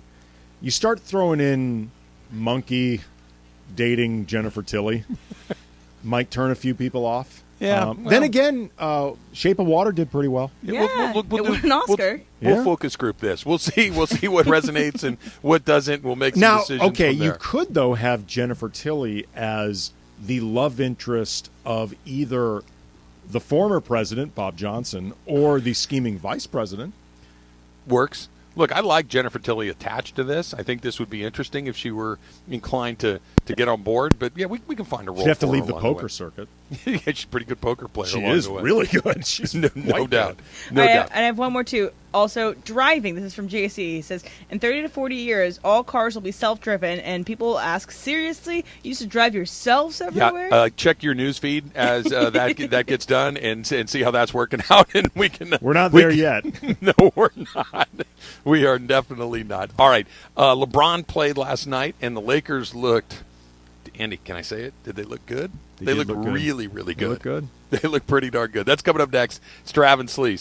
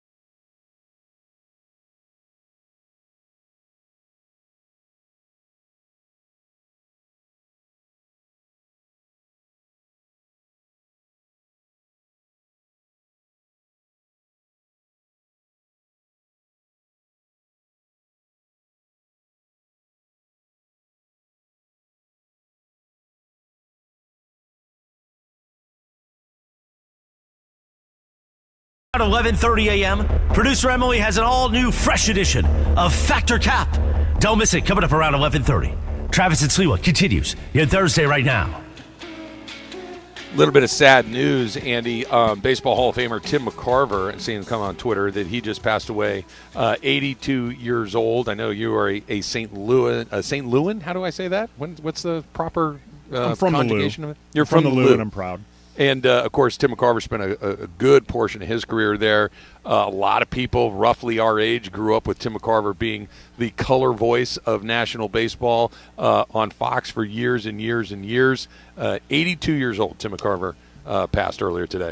Yeah, it's sad news. I remember a lot of him as a commentator, very sort of quirky personality. You know, he was different than a lot of other guys doing it. Do you have a something that kind of jumps into your mind? Because when I hear the name Tim McCarver, there's one very specific thing that pops into my mind, and that was that moment with Deion Sanders during the World Series where Sanders kept pouring the bucket of water on him over, and McCarver was getting angrier and angrier and angrier, and McCarver was, a lot older than Deion at that point, but he got to the point where he was having none of it anymore, and you're a real man, Deion, for hitting him with the water, because he'd been critical of him going back and forth between baseball and football, and Deion was bothered by that. But that, when I think of McCarver, that's the very first thing that pops into my head, because McCarver was not having it anymore. No, I don't have any real specific memories of McCarver, as much as I remember that because he had I think a very distinctive style as a color commentator and as an analyst, that a lot of people either really liked him or really didn't like him. Like, he was not somebody that was sort of universally beloved like a Vin Scully, someone like that was not just great at his job, but very, very easy to enjoy. Like, I remember Tim McCarver, there being people who didn't like how he called games or didn't like how he was in a booth. And I don't think it was so much that they thought he was bad at it as much as like his style was different and it wasn't what they were used to and what they, I guess, sort of wanted from that. But, guys like him, you remember for being different. How many buckets of ice water would I have to hit you with before you'd want to beat me up? How quickly are you done with the first? Like, I remember when Ireland was doing his whole ridiculous bucket of water thing. I'm like, he did it to Sliwa. I know. It wasn't really a full-on bucket of water. It was a pail. It was like a big gulp-sized bucket. Yeah.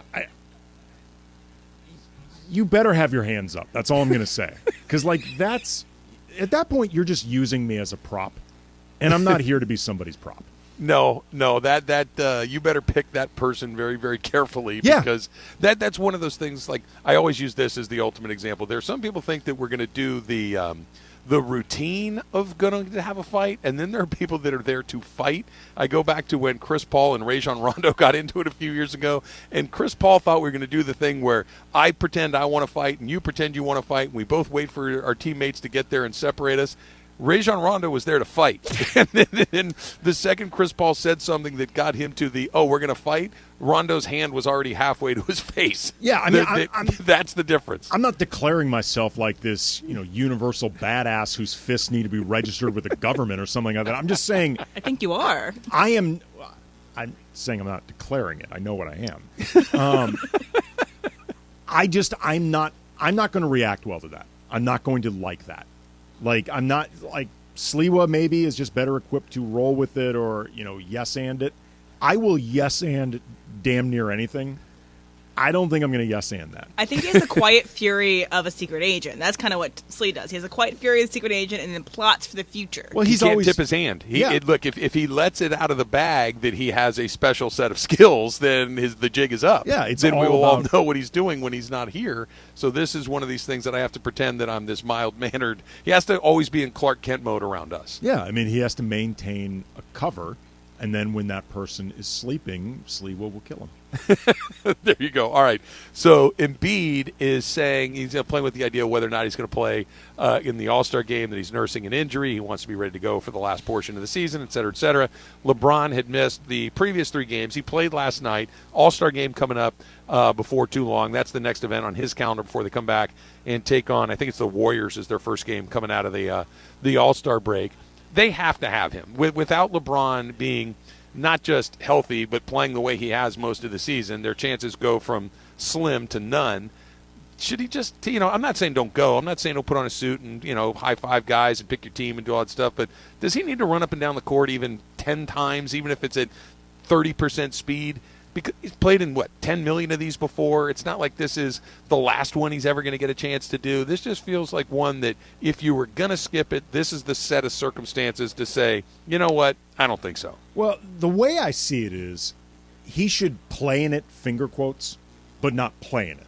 Yeah. Like, he should do 5 perfunctory ceremonial minutes where, LeBron James, he's the captain of this team. They're going to take their cues from him, Travis. It's very important that the captain is there to set the tone. He should do 5 minutes of leisurely work. That is pretty much the way these things all begin anyway. And my attitude is if he can't handle that, he's probably not going to make it through the season anyway. So I don't think those 5 minutes are going to make or break it. That said, he should not play 30 minutes in this game. He should not be doing a lot in it, but I'd like to think that he can handle 5 minutes. I remember years ago Kobe one time was pretty close to an injury when he was in the All-Star game, and he played like 4 minutes. Yeah. It's fine. He shouldn't if he hits double digit for minutes, I will be a little bit disappointed. Yeah, well, it's a weird deal because and I think that, never mind that the Lakers needed better players and they got some better players at the deadline, et cetera, but perhaps other than, and we need somebody to make some shots, we need better players, full stop, is we at least need to be able to buy LeBron another 5 minutes per game to not be in there. To be able to have D'Lo out there, or Beasley or Vanderbilt or whoever it may be, and now you got Hachimura too, these guys that the only way they had a chance to win games was for LeBron to play 35, 40, 42 minutes a night, and that's why he just had to miss the better part of a week. And if he doesn't play 40 minutes a night, you're not going to win. If you do play him 40 minutes a night, you still might not win, and you're going to miss him for a long period of time. It's this ultimate catch-22 situation. But now with these other guys and seeing what we saw last night, it just, we can take him off the court for 5 minutes. He's still going to have to play a lot of minutes, but he doesn't have to play every minute the way that he was. That's as important to what they did over the last week or so than just saying, okay, D'Angelo Russell's a pretty good three-point shooter. That's going to help us. You can take him off the court an extra 4 or 5 minutes a night. Hopefully. I mean, that should be the goal with, more legitimate depth, more true rotation guys out there. Like, they are now playing with a rotation. They had a 10-man rotation last night. Lonnie Walker, as I figured would be the case, ended up the guy getting squeezed. Mm-hmm. And it makes sense because there's really no role for him. When Malik Beasley was coming off the bench, he and Walker are too similar in both their strengths and their weaknesses. They're basically the same player. And even when Beasley got moved in the starting lineup, Schroeder is coming off the bench. He's going to stay in the rotation. You need a point guard coming off the bench. Austin Reeves is a secondary playmaker and one of their best defensive players and one of their best outside shooters. He's going to be playing. Rui Hachimura, who got moved to the bench, he's going to play. Troy Brown is definitely going to play. And if nothing else, for the time being, they're going to have Mo Bamba playing because they want to get a look at him, see about his potential fit this season and moving forward. There's nowhere for Lonnie to play, but all those guys that I mentioned, they are all legit rotation players. Yep. Like, I think most, if not all of them, would be at least in the rotation for a good team. Like a legitimate NBA team. I think they'd all have at least a place on those teams. You couldn't say that before. That's a big difference in and of itself. And those couple of minutes here and there could be the difference between getting him to the finish line and not. Like, if it's like that thing, right? If the tire's down there, it's going to go anyway. But if we can at least get to the garage before it goes for sure, then I think we've at least got it to the point where we can get to the garage. Factor Cap is coming up next. It's Trav and Slee. Andy's in for Slee on 7.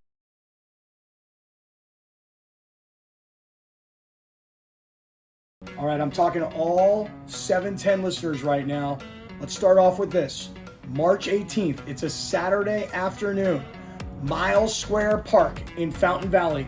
That is where I am about to teach everybody a little bit about pickleball. And the reason is because you see my father here is a world champion pickleball player. And while I have never played pickleball, not one time in my entire life, I already got my own racket, which means I'm about to kick some you-know-what. So come on out and support.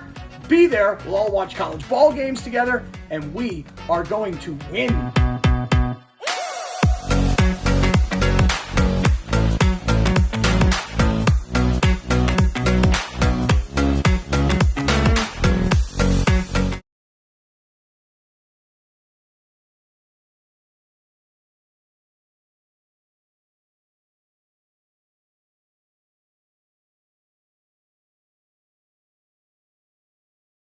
All right, we're reminding you that Pickleball Madness, or March Pickleball Madness, is coming up on March 18th at Miles Square Park in Fountain Valley. It's free for all non-participants, and there's a million things to do, Al. All right, 10 a.m. to 4 p.m. Come out, hang out. We do these events every time we do them. We love having listeners there. We got our Pop-A-Shot Challenge. We got a beer garden going on. So we got everything going on. Don't forget that day. Games for the kids. Bring the kids on out. It'll be a great time. You'll watch me and Al just wipe the floor with everybody because we're pickleball experts. We'll be out in the first round.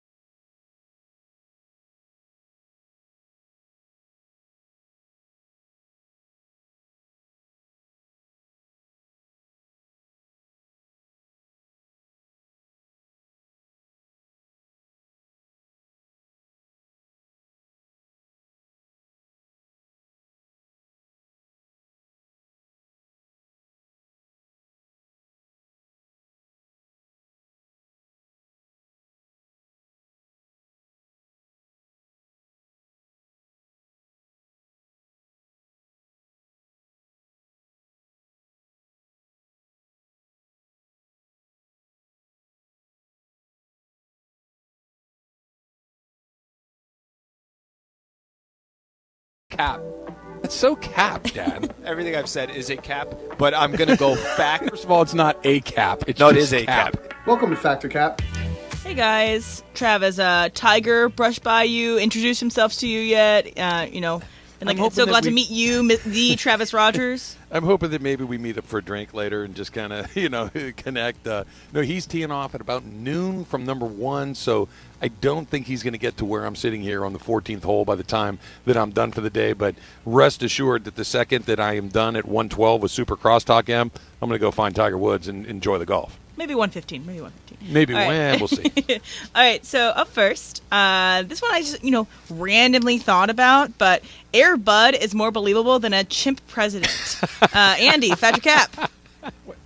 Why do you keep playing the role of this studio exec getting fired, Emily? I'm just being realistic, guys. Well, okay, you know who probably got fired too? Who? Multiple studio execs who said Air Bud isn't realistic. And that thing turned into a hit, Emily. Franchise. Okay. For somebody who considers themselves, like a movie maven, like somebody who really knows her stuff with cinema, you seem pretty, dare I say, backward to me. I'm just saying, we're kind of past the chimp prime. The chimp prime was late 90s, early 2000s. It's the chimp prime. See, this is your inexperience is showing right Travis here. knows where I'm going with this. Go ahead, Andy. Perhaps you've never heard of a little movie called Every Which Way You Can. And Every Which Way But Loose. Every Which Way But Loose. There were Bedtime for Bonzo, starring former President Ronald Reagan. Not only was this an era of network television being the only option you really had, there were not one but 2 chimp-based network television primetime shows. When was this? In the 80s, early 80s. Oh, okay, so it's 40 years ago. The point being, whatever is old is new, Emily. Your inexperience is really glaring right now. Okay. I feel like you should take a step back. How many times do I keep having to say the effing word timeless, Emily, when talking about Commander and Chimp before you figure this out? Indeed. I don't know, guys. Trav? Yeah, I just feel like you really kind of don't grasp, I should say, the overall brilliant themes behind Commander. It's not just an animal movie. It is a commentary, a social commentary. It's an American story. Are you is what it apolitical, is. Emily? Like, is that just what it is? You don't follow politics? You don't understand how the machine works, how the sausage is made? What's politics? I have no idea what's going on whatsoever. Well, you don't have any idea what's going on with this movie. That's very clear. Right, exactly. Taylor? I've seen Idiocracy, and I know that this is a very real feature Thank you. that could be upon If anything, us. it's not satirical enough. Yeah, it needs to get But a more dog, farcical. a dog dribbling a basketball. Come on. Didn't we have a movie where a donkey kicks field goals too? Oh my God. I feel we've had What are multiple. you Yeah, watching? that was God, what movie was that? That movie Yes. existed where a donkey It did. kicked field goals. Yes. Okay, so speaking of amazing cinema, I bought my tickets to see Cocaine Bear this morning. Oh, so yeah. I'm so excited. I'm going to go see it next Thursday. Super stoked. But if you had to fight a cocaine dog or a cocaine cat, you would want to fight the cocaine dog. Travis, Patrick Cap. No, Cap. I would rather take the cat. I feel like this comes down to just a matter of physics at some point, that a dog could be upwards of 60, 70 pounds if it's the right coked up canine. Okay. But even the biggest cat I have a distinct advantage against, even with its little claws and its little teeth. I don't, even if it was peeking, I don't know how much damage it could do to me. I could get my hands on it. A dog could really mess me up. So give me the coked up cat. Andy? It depends a lot on whether or not that cat's declawed. 'Cause let me tell you something. I'm assuming it's not declawed. It's going to be like a stray cat. Oh, it's feral Yeah. coked up. A feral coked up cat. Yes. I'm not gonna lie, you don't want to mess with that. Yeah, but once you got your hands on it, Andy, it's kind of over. It is so hard to control cat paws. Like, as somebody who's had a cat before and had an uncooperative cat, our Isn't vet. that just cats? I'm not joking. Our vet, we had to find a new one because our vet stopped seeing our cat. Like, his crate had it was her crate. Belly, R.I.P. Belly's crate had all these different stickers on it that basically was her progression towards eventually getting kicked out by the vet. And there was first the sticker had this C on it that stood for caution. Like caution. And then there was one that on top of that said caution may bite. And then there was another on top of it that said caution will bite. Does bite. And actually, people can find this at Cam Brothers on my Twitter feed. I did one time like a live tweeting of bringing my cat to the vet for like the first time in 5 years because she was so uncooperative they couldn't do anything with it. And they were running behind, so the cat had to stay in the crate. And they eventually ended up not seeing the cat. Wow. Because they couldn't get her out or get Back her of the cooperate. line for Belly. Taylor? As long as it's not a cocaine raccoon, I'm going to be happy. But I think I have a better chance against a cat because, I mean, worst comes to worst, I can just boot it like that donkey kicking a field goal. All right, so I found this on TikTok this morning. Do you guys know what a beauty blender is? So if I said I got a beauty blender, you guys know what it is? I do not. Is it like a makeup tool? So it's a makeup tool in which it's like a little sponge. I don't know if your partners have had it, but you just kind of use it to blend the makeup in your face. Anyway, it's kind of a small tool, little tiny sponge. So this woman ordered on Target like delivery, and in the box they said they couldn't find the beauty blender, so she got instead delivered 2 blenders. So literal like a KitchenAid? big blenders. So you have made big mistakes while shopping for a woman in your life, where she asked you to get something else, and you thought you were doing well, and you got completely the wrong thing. Andy, Fat Cat. That's fact. I find shopping for gifts difficult and stressful. I just do. It's hard. Trev? Not big like that, but little things. Like, so if somebody says to you, go to the store and get, milk, for instance. So, okay, fine, I can do that, and I will buy what looked to be the same carton of milk that I've seen in our refrigerator 100 times before, and you get it there, and there's 18 different specs on the can or on the carton of milk that I didn't even know existed, and I grabbed the wrong one. So they're always generally off, which I would argue works to our favor, Andy, because eventually they stop asking you to do it. It's much easier for them just to go do it themselves as opposed to tell you to get it. You get the wrong thing. You bring it in. Then you have to have an argument about how it's the wrong thing. And then you have to defend yourself because you didn't tell me what to get. You told me just to get milk. This is milk. Therefore, I'm right. And it becomes its whole thing. So it ultimately works to our advantage to get it wrong early and often so we don't have to worry about it. Except they never forget the process leading up to that. Fair. It never goes away. Fair. Taylor? Hypothetically. Yeah, fact. I think I was 20 years old. I was in a long-distance relationship, and this girl had talked about wanting this necklace for a long time. And I got it for her, and she came to visit for a week. So I spent a week with her, and I was so unobservant that I didn't realize she was wearing the necklace the whole time. And at the end of the week, I gave her the same necklace. So, yeah, just stupid on my part. Look, everybody needs a backup, right? You never know when you're going to misplace something or it gets dirty. It's nice to have a spare. Or it's the travel necklace. Then whether one stays at home, you can have options here. Or, Now she has two. Or she can sell it. All right, so Brandon Gaudin, I'm not sure if I'm pronouncing his name right, but he has just recently been named as the new play-by-play for the Atlanta Braves. So he released on his Twitter a letter he wrote to Skip Carey, who had the job at the time, asking him, how do you become a Braves announcer? How do you get into this business when he was 13 years old? So you would have done something like this. You would have written a letter to someone like this at 13 years old. Taylor, Dr. Cap? Cap. No, I don't think I had that in me when I was 13. Too cowardly. Andy? 13, I was too busy looking for cigarettes. I didn't have time for writing letters. Andy's in the back lot of the 7-Eleven asking drifters to buy him a pack. I was writing Camel Joe. Dear old Marlboro Man, if you can find it in your heart. Trev? No, I think most 13-year-olds, unlike this guy that you're talking about, Emma, got the Braves job.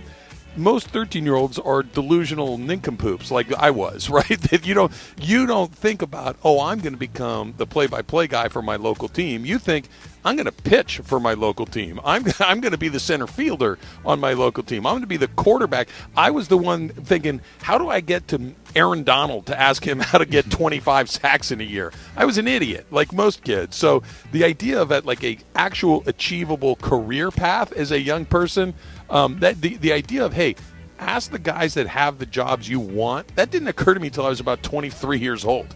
That was a little bit late in the game, and by then you're just a loser who's behind the 8 ball as opposed to a precocious kid. It really sneaks up on you, like just how fast your career can be set into motion before you even realize what the hell is going on. Like, yes. It's funny. My daughter, she is legitimately a really, really good artist. She draws extremely well for her age. And she's talked about like wanting to go to specifically an art college or even not going to college and just trying to work straight out of high school. Mm-hmm. And there's a part of me that, thinks like you want to have some type of degree and also like, just the experience of being in college. And then there's another part of me going, you know what? She's got it figured out. Go for it. Just cut out the middleman. Like if you can draw the way I think she seems to be on track towards doing, they're not going to care if you have a degree or not. They're going to care about the work you can produce and the experience you have. That is one of those, and I can hear it in your voice, and I've done it with my own kids. It's like, you just need to find what you want to do and then go find a way to do it. Mm-hmm. There is no path. And the quicker you figure out, I want to be over there, there's not one road to it. There's 100 roads to it. You just need to figure out where you want to get to, and then you can figure it out from there. So if it's with drawing or broadcasting for the Braves, there are multiple ways, but I still thought that Fernando Valenzuela was in my future. That is something that's a very specific path, and not very many people get to do it. All right. It was today in 1992, February 16, 1992. Big day in Laker history, and who gets their big day next? That's coming up. It's Trav and Slee. Andy's in for Slee on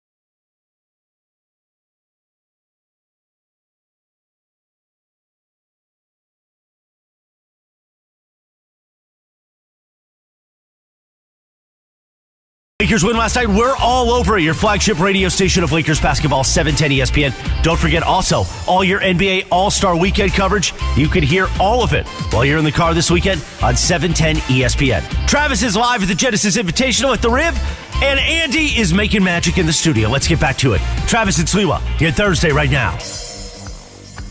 So the leader is coming through right now. Matt Kuchar is on the top of the leaderboard here at the Genesis Invitational, coming through the 14th hole where I am sitting right now. It is one of my favorite spots, one of my favorite events in the entire year. Sports calendar here, Andy. The Genesis Invitational. You get tickets for this weekend at genesisinvitational.com. It, of course, is the Tiger Woods tournament. It has the elevated status that only a handful of tournaments have this year. This is one of the big ones, so you know all the very best players in the world are out here. If you are a golf person, I don't need to tell you what this place means. If you are not a golf person, here's what I can tell you. There are like 10 golf courses in the country that everybody knows. This is one of them. This is one of the big tournaments. Maybe they got the four majors, you got the players, and then probably this one is the biggest non-major of the year outside of the players. It's pretty cool. I mean, it's always cool to witness stuff like this that actually has like history and character attached to it, like where it's about more than just the sport itself. It's the entire environment and vibe. That's pretty awesome. It really is. This is why I like our show for a variety of different reasons, but on the, Emily knows this, Andy, you know this about me too. I have this weird memory for the minutia of things that happened a long time ago, but I could not pull the name of the donkey field goal kicking movie. Gus was the name of that movie, and a variety of the listeners have informed us. It still doesn't. I remember there being a movie, but I don't remember it being named Gus. I remember vaguely this movie. It came out in 1976. Quite a cast, actually. You got your Ed Asner. No, Lou Grant was in Gus. Actually, I'm going to start reading this cast. It really, really makes sense. Okay, Ed Asner. He's sort of your gravitas. Yes, he's your heavy. He gives this credibility. Don Knotts. Okay, Mr. Furley. Tim Conway. Love Tim Conway. Dwarf on golf. Dick Van Patten. Oh my gosh. Mr. Bradford. Bob Crane. Oh, well, I mean, there we go. There's a lot we could say about Bob Crane. He brought a lot to the set. Just a lot. His own set frequently as well. Yes, but obviously iconic in his own right, Hogan's Heroes. Tom Bosley, Mr. Cunningham. Mr. Cunningham. Mr. C. And then Dick Butkus not playing himself. He played a character. Yes, Rob Cargill or Cargill. How this movie? Why wouldn't you Citizen Kane? Like they're these iconic movies. How is Gus not among them? I mean, the world probably wasn't ready. I mean, in 1976. Well, it was the 70s were a very turbulent time. We were very close to the war, having just ended. Watergate had just Watergate. It was a very disillusioned time for this country, and they just runaway inflation. Yes, gas crisis out of control. Was this a cartoon movie? Was this a real live action movie? Did you not hear the cast, Emily? These are heavyweights of cinema. But they could be an animated feature. That is true. They could be. It was not. It was at least I'm talking a little bit out of my ear here. I don't recall it being animated. I believe it was a live action movie. I remember this. That donkey had real range. he had a leg. It's on Disney Plus right now too. If we wanted to watch it. This was okay. People like Emily, you are too young to remember this, and this is ironic that I'm saying this on this here air. This was during the period where Disney was known for its movies being crap. This is the exception that proves the rule. Right. Oh my goodness. They produced very. We gotta cut his mic off. Very elevator pitch crap. This was too the era of Herbie the Love Bug, yes, right? Yes. Where you had a talking beetle with Buddy Hackett driving the car. And go. I'm looking. Was it Buddy Hackett or Buddy Ebsen? I think it was Buddy Hackett, but I will look it up right now. The description for this movie is called "The inept California Adams, floundering in the cellar of the National Football League, welcomed the team's newest member, a mule capable of place kicking a football 100 yards with deadly accuracy." Okay. Now this is also too very much of its time. The announcers for these games included Dick Enberg, of course, Stu Nahan. Stu Nahan had that role on lock for like 25 years. Local sportscaster Stu Nahan was in Rocky. He was in Fast Times. He was in cameo. Gus. Yeah, I was going to say Fast Times, that cameo. Also, Richard Kiel from Jaws and The Longest Yard was also in this movie. Richard Kiel, the big guy. Yeah, the big guy. Yes, and it's just a year after Jaws, too. It's like, I don't know. Terrific. The photos are amazing. Look, they knew how to make movies back in the 70s, like Gus. This is a big deal. And you want to be in the vein of this. We've discussed Gus today. Here's another tweet for us, Andy. This is from VB. It says, "You guys are having a great show today. Andy, you're killing us with the closet story. Haven't enjoyed sports radio this much in a while." I really feel like there's a lot more to the when you and your wife went to the hospital to deliver your daughter, that you were placed into a utility closet because the hospital was overbooked. And I need, like, what was and more importantly, what was her reaction to being put in among the mops and gauze pads? Unhappy. Very displeased. Understatement. It wasn't good. And then for that technician to come in there, recognize my name, and want to start talking Lakers. I mean, I'm like, dude, seriously, read the closet. Not the time for this. And I'm just getting looks from my wife. I'm like, I'm not bringing any of this up. I'm not engaging. I'm not doing any of it. It's not my fault he recognized my last name. It's not my fault that my Lakers coverage is so incredible that he wants to be a part of this. Yeah, look, don't blame my unbelievable skills in connecting with Laker fans charisma for your discomfort. Don't punish me for being so good at my job that in the middle of your labor pains, the technician wants to talk some shop. How long were you in the janitor's closet before they moved you to an L&D room? It felt like 7 months. It was, I don't know, maybe an hour or something. I don't know. The whole thing is a blur that I've just tried to forget. It's almost a Joseph and Mary situation. It's not enough room at the inn. I mean, this was brutal.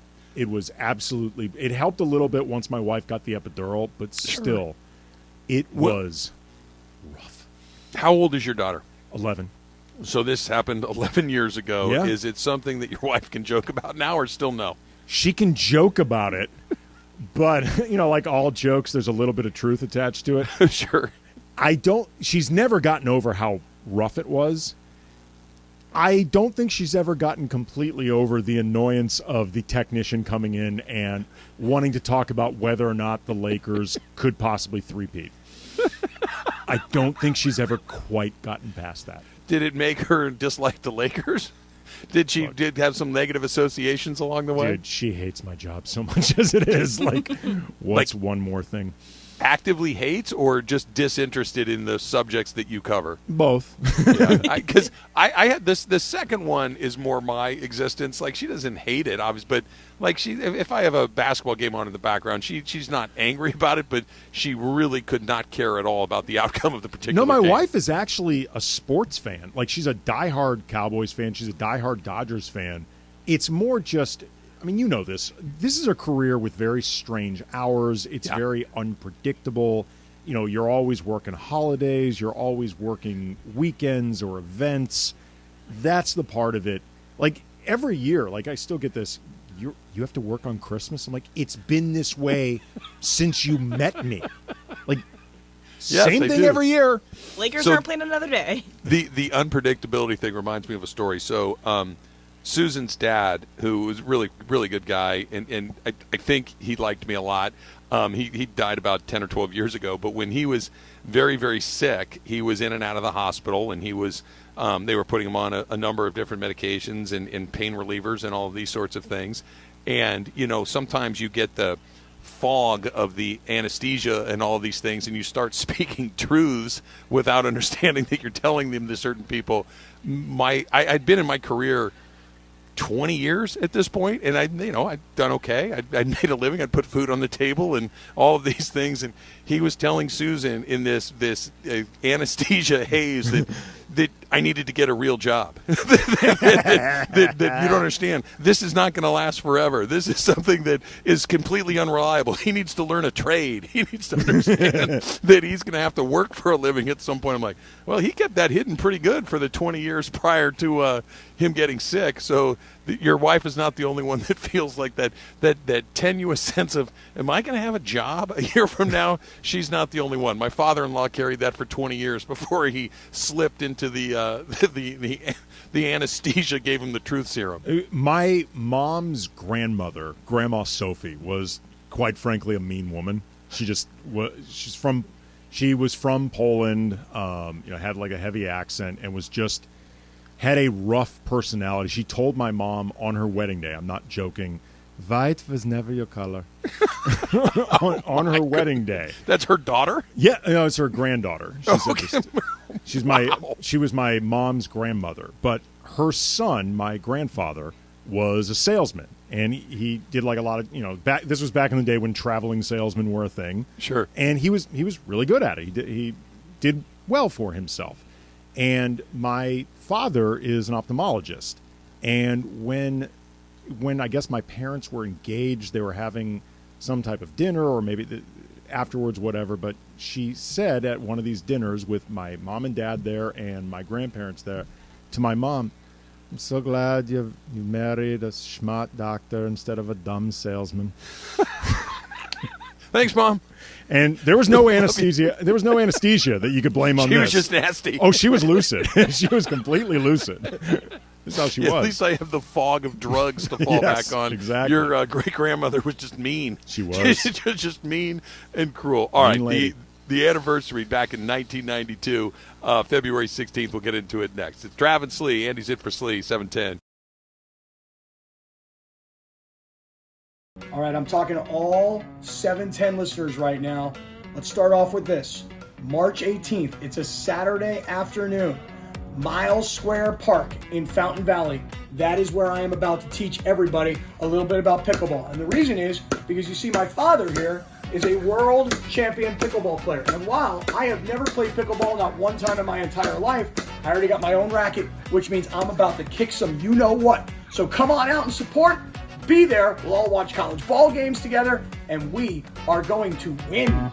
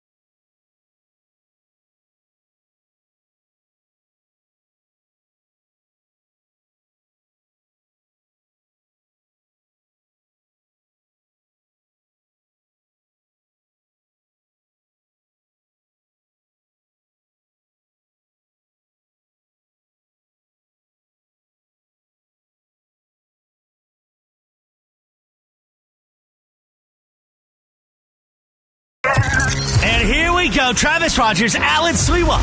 Travis and Sliwa is on for your Thursday. We're here each weekday, 10 a.m. to 1 p.m. We begin 9 hours of LA sports talk all day long.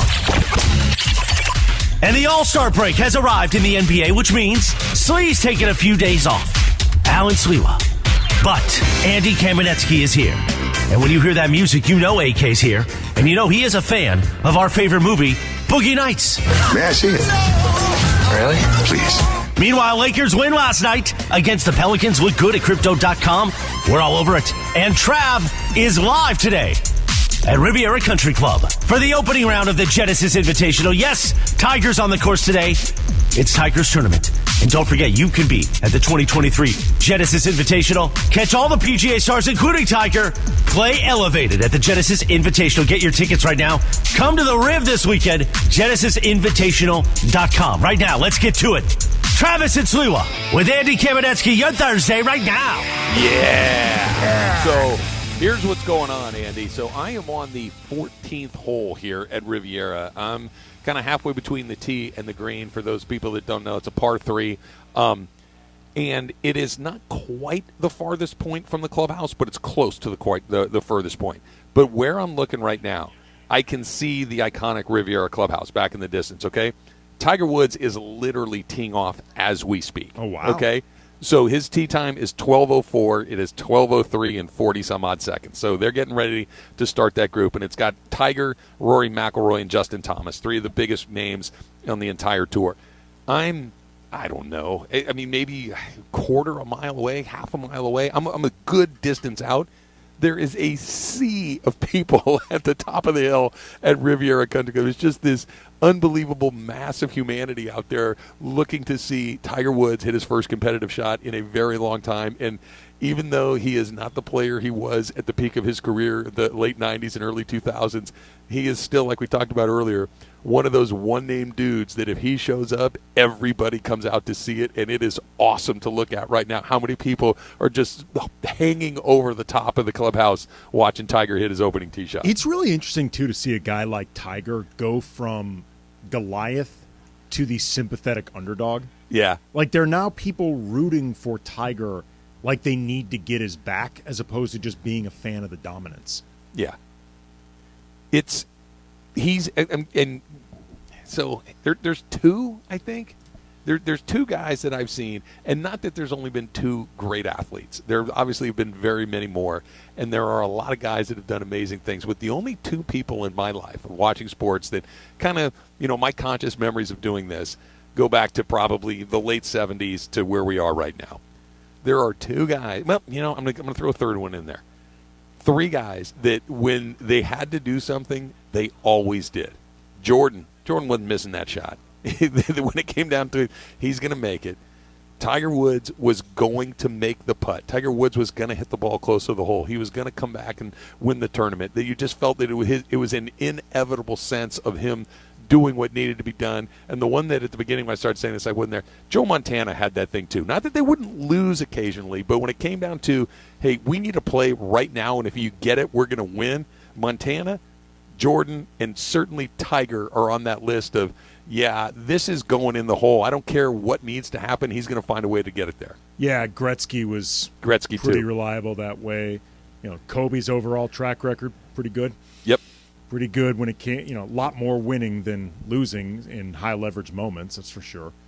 Like you think about Tiger, and he's getting ready to go again. Like I said, other than there's scandal and all that kind of stuff, but just do you remember him? Okay, he needs to make this, or he loses, and he didn't make it. Never. Like I'm sure it happened, but I can't recall the one. Like there were shots where Kobe missed. There were moments where Tom Brady throws a bad pass. There were moments where other great players, but with Tiger, I just do not recall hey, if he misses this, he's out of he loses the tournament, or somebody else makes one and he misses one, the pressure got to him. I just can't remember one of those. Well, I mean, what Tiger had that I think Michael Jordan had, that I think Tom Brady had, that other guys we mentioned like Kobe did not necessarily have, is being the most dominant player or athlete in their sport, like at that time.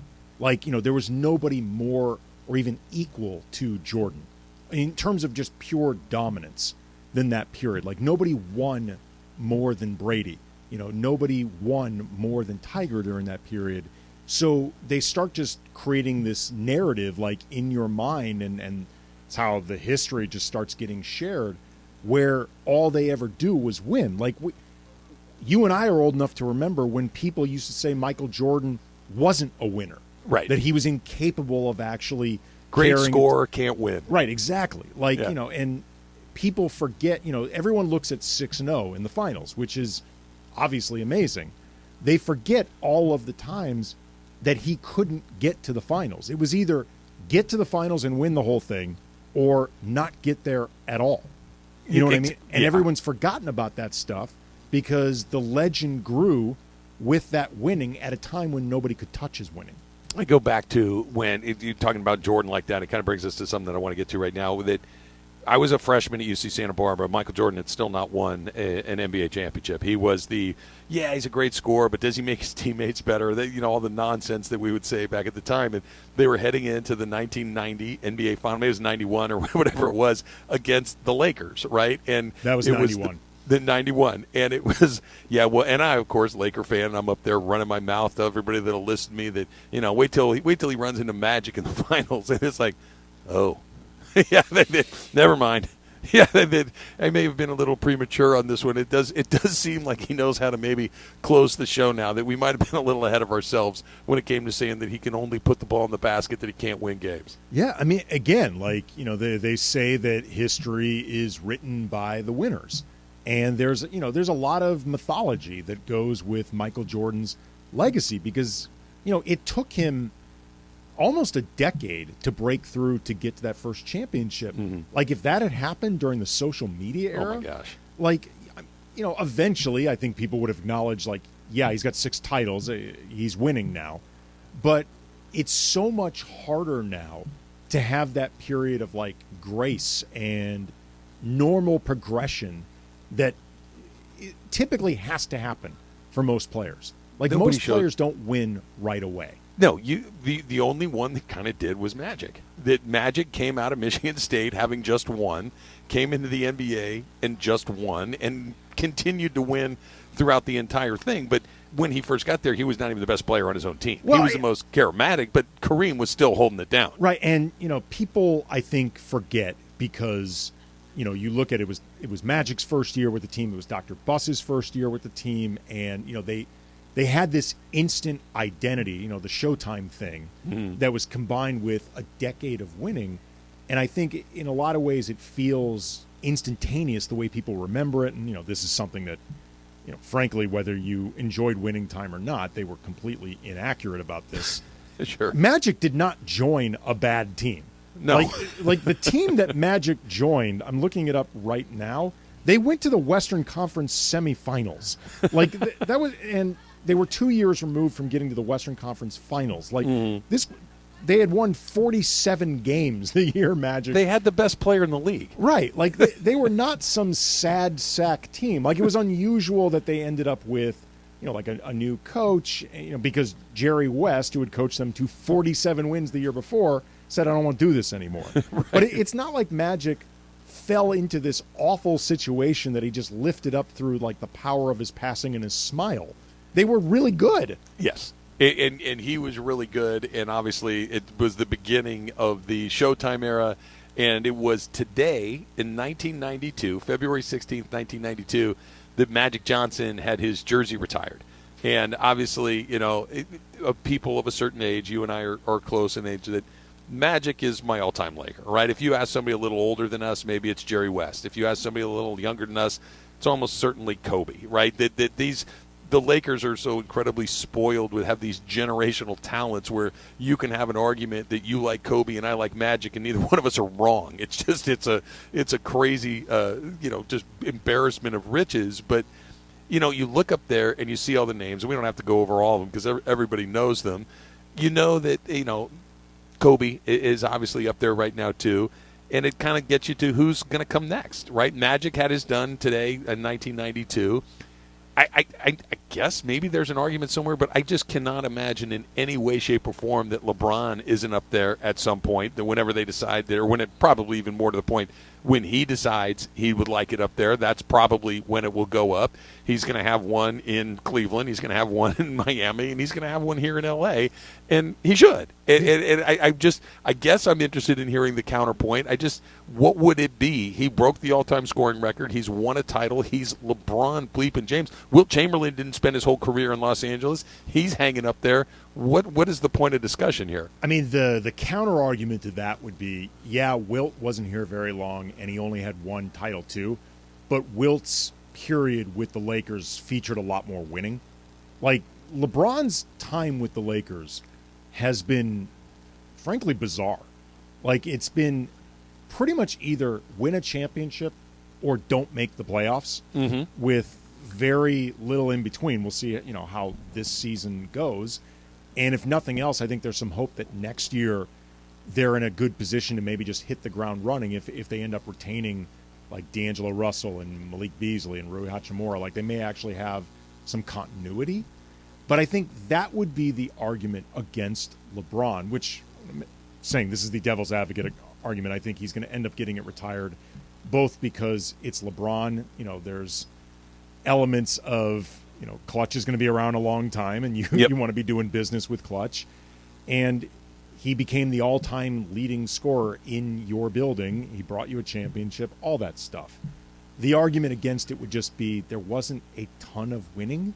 And the period itself, in a lot of ways, wasn't that memorable outside of the chaos. I hear that, and I can appreciate it intellectually, but the emotional part of my brain takes over and says, yeah, okay, fine. He's LeBron James. He did win a championship. He did break the record. And even, let's say that the bubble championship never happens, right? Let's say that they lose to the Heat in that one, and everything else stays exactly the same. There's a lot of chaos. There's a lot of things that are going on. They had one good season, but it didn't land in a championship.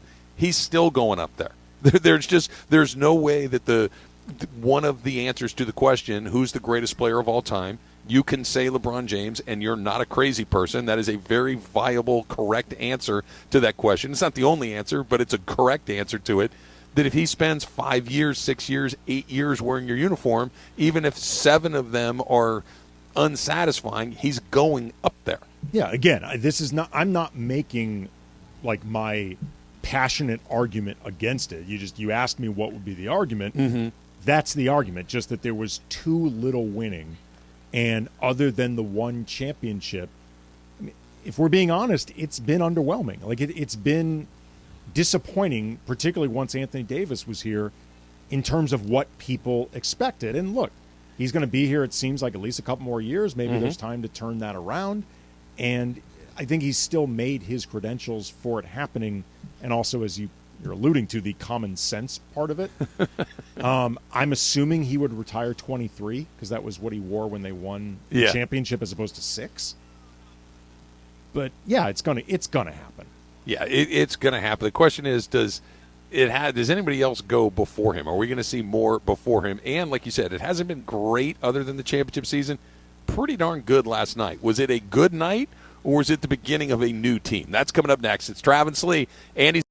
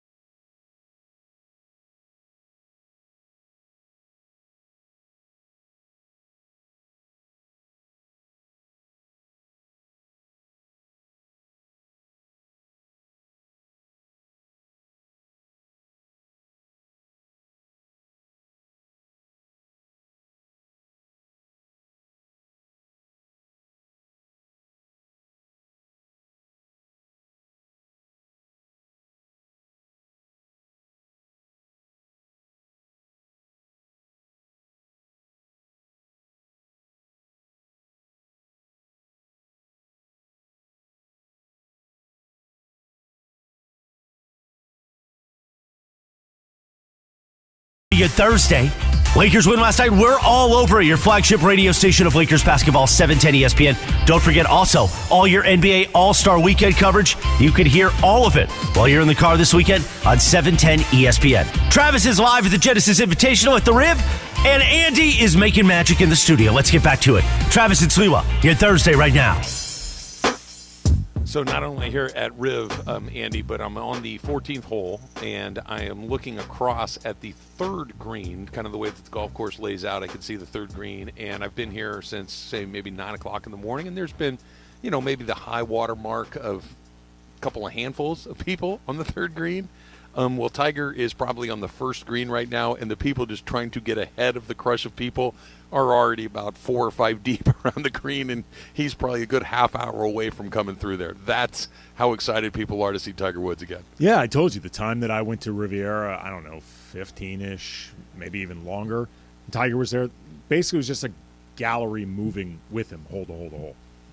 I've never seen anything like that. It's this like snake of people coming down the hill trying to get out in front of where he was ever going to go next. Just, set up shop and wait for him to come through. We are live at the Riviera Country Club, of course, Tigers Tournaments, day one of the Genesis Invitational. You can still get tickets for the weekend at genesisinvitational.com. It is a unbelievable event. It's one of my favorite events in the entire city every single year. Obviously, the biggest event going on here this weekend, genesisinvitational.com, play elevated. So I am trying to remain myself. I am trying to not get too far ahead, but I'm not going to lie, Andy. I was watching the Lakers and the Pelicans last night and went, that looks like an NBA team. That looks like a playoff quality NBA team. That looks like a team that can keep their head above water even when LeBron James and Anthony Davis maybe aren't playing at an A-plus level or need a little bit of a breather. And I thought that there was a really interesting moment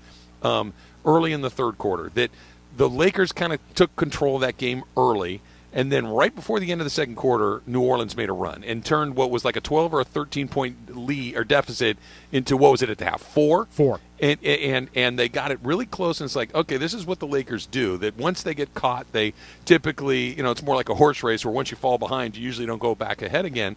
And they just hit the gas in the second half and blew them out in the third quarter. By the time you got to the fourth quarter, the game was more or less decided. When was the last time the Lakers just kind of had a runaway like that, where midway through the third quarter, you're just like, yeah, this one is over, and that we finally got one of those shortly after all these new guys arrived. LeBron obviously back on the court last night. AD looked a lot better. I don't want to get my hopes too high because this feels like it's built on a little bit of a sand foundation because of the health of the two most important guys, but that was a totally different team last night. Well, you asked when is the last time this has happened, and I think the last time it happened was when Anthony Davis was playing like Anthony Davis. Like the version we saw for like 20-ish or so games where he was playing at a legit MVP level, and AD played like that last night on both sides of the ball. He was really impactful as a scorer, as a rebounder.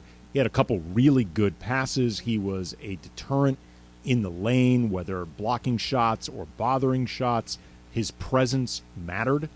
And it's the difference between AD as all-star level version of himself, which is still a really good player, and all-NBA version of himself, which is guy that makes a difference versus 97% of the league. Mm-hmm. And yes, having the full squad that they traded for definitely mattered. I think this starting lineup that they had out there with D'Angelo Russell, Malik Beasley, Jared Vanderbilt, who played together for a few seasons in Minnesota, like there was some continuity there that helped fast-track some of this. Having LeBron back obviously is a big help in fast-tracking. But at the end of the day, it comes down to, is Anthony Davis going to be that guy? Because everybody else you have right now, other than maybe D'Angelo Russell at his best, they're role players. They're role players that can be very good in their lane, still just role players. And LeBron, you can't ask him to do, realistically, more than he's done this season, especially during that period where he was helping hold down the fort with no AD. Yeah. Like, it is Anthony Davis's time to step up and be that dude. that's why my enthusiasm is tempered. That's why, as exciting as it was to see what you saw last night, I just can't. I just can't do the thing where it's like, oh, there it is. Okay, great. That's going to be the thing we see moving forward. There is no less sure of a thing than Anthony Davis giving you the same game 2 nights in a row. He certainly can. He certainly has. But the 3 games prior to the one we saw last night were not good. And that's being generous, quite frankly. They were downright bad on a couple of occasions. And there is no rhyme or reason that, other than obviously when he's completely unavailable because of health, but there really is no rhyme or reason to when that dude that we saw last night shows up, and then the guy that you saw in Portland a couple nights before that shows up. You just never know, and that's why, look, Russell looked good and Beasley looked good, and Vanderbilt obviously fills a role, and all of these other guys that they put in there, but that's fine and dandy if the other guy is the other guy. We're done here. Even LeBron at the A+ level that he's been at for a decent portion of this cannot drag those other guys to the Western Conference Finals. LeBron and AD at the best. I mean, let's find out at least. But without it, who cares? It's not going to happen if he gives us that one good, one bad. Yeah, I mean, I suppose with Anthony Davis, maybe the games leading up to where we are now, maybe he was still like getting his timing and his rhythm and, his conditioning, all that stuff back from that absence. And, Darvin Ham has said after a couple games that there's still that part of it with Anthony Davis. But in certain respects, even if that's a legitimate reason, I don't care. Yeah. You know what I mean? Like yes, I'm not saying that to be cold-hearted. I'm just saying the Lakers don't have the luxury of time to care. Like, even if it's a legitimate reason, the legitimacy doesn't matter. Like, they need him, especially after the All-Star break, which AD was not selected, and frankly, I'm glad that he wasn't. He needs to play at the level that he was for 20-ish or so games before that injury, where he was legitimately in the MVP conversation. Sure. Because the reality is the Lakers had planned, when they brought in Anthony Davis, they traded B.I. and Lonzo and Josh Hart and all the picks, it was not just to give LeBron a running mate for that championship. It was to bridge things to where Anthony Davis was the engine of the car and LeBron would be steering it. No, it was supposed to flip. It was supposed to go from what we saw in the bubble where LeBron was the best player, but AD was really close, to by the time we're here in 2023, that AD is the best player and LeBron is close. That it was supposed to kind of do that 180 where we flip this, and not only has it not happened, the gap between the two performances that those two players put up on a consistent basis is getting bigger. Never mind surpassed the player 1A becoming player 1. He's become further behind player 1 and continues to fall further behind, minus a couple of pockets here and there. And this is the thing that I keep coming back to. When he was at his best, whether it was a month or so ago that you were talking about, when it was in the bubble, these come in moments where he's had these long periods to kind of get right and hit it really hard for a relatively short period of time, and then it breaks again. It's like that fancy car, right? That where when it's running great, it's perfect and it's fun to drive, but it's always in the shop. You always got to tinker with it. Well, you can't take it out right now. It's not running its best. That the championship they won was so unique, not less, but so different that you had, what did they have, 2 months off before they had to go, and it was this sprint to the finish line, which he was amazing in. But that's never going to happen again. Knock on wood. Hopefully we never have a situation like that again. Nobody is that big of a Laker fan that they're rooting for another pandemic to try to set up a championship. Hopefully not, but the circumstances in which Emily's shrugging her shoulders like, well, maybe. There may be a few. I wouldn't say there's none. I would say it's a small percentage, but that's a very unique set of circumstances that delivered that championship, and you're very unlikely to get them again. Again, one hopes. You cannot ask LeBron to do more. Once you get to the playoffs, LeBron is going to have to, I think, crank it up more defensively on a regular basis. Like, he can't pick his spots the way he does right now. Like, he has to start playing more legitimate level on both sides of the ball. But for where we are right now, you cannot legitimately, fairly, realistically expect more of LeBron. Like, he's not supposed to be doing what he's doing now. Like, what he's doing in a lot of ways, that's gravy. AD is in his prime.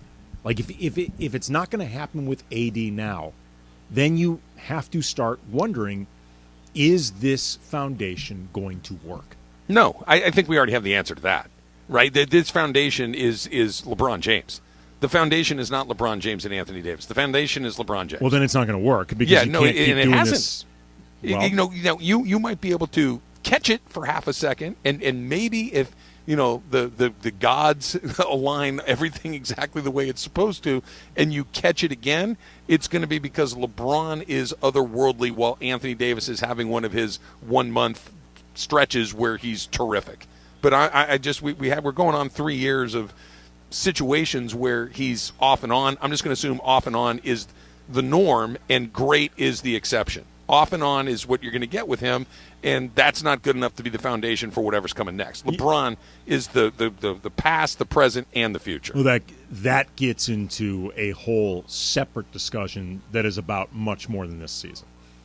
Let's do that when we get back. We'll do the separate discussion. Plus, Paul George says winning with the Clippers is better than winning with the Lakers. I'm still trying to wrap my head around that. That's coming up. It's Trav and Slee. Andy's in for Slee on 710.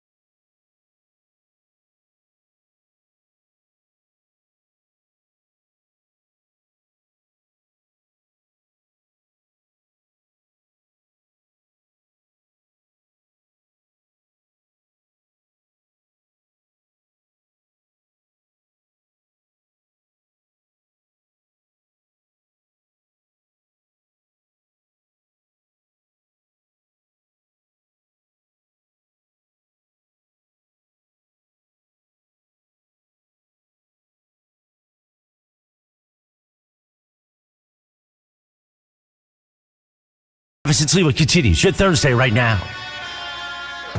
Crowd's getting thicker, Andy. We're getting closer to Tiger Woods coming through here. I'm on the 14th hole at Riviera, but it kind of runs parallel to the third hole, which Tiger will be playing here in the next, 10, maybe 5 minutes from right now. So if you start to see a crush of people directly behind me, you'll know that Tiger is getting even closer. Again, you will know because everybody's there to see Tiger. Also, my wife has corrected me on something when I was talking about our time in the Cedars-Sinai closet in labor. Not a euphemism. No, it was not. We were literally in a closet. It was not a technician who saw me and wanted to talk Lakers while my wife was clearly in agony, physical pain during this labor. It was our anesthesiologist.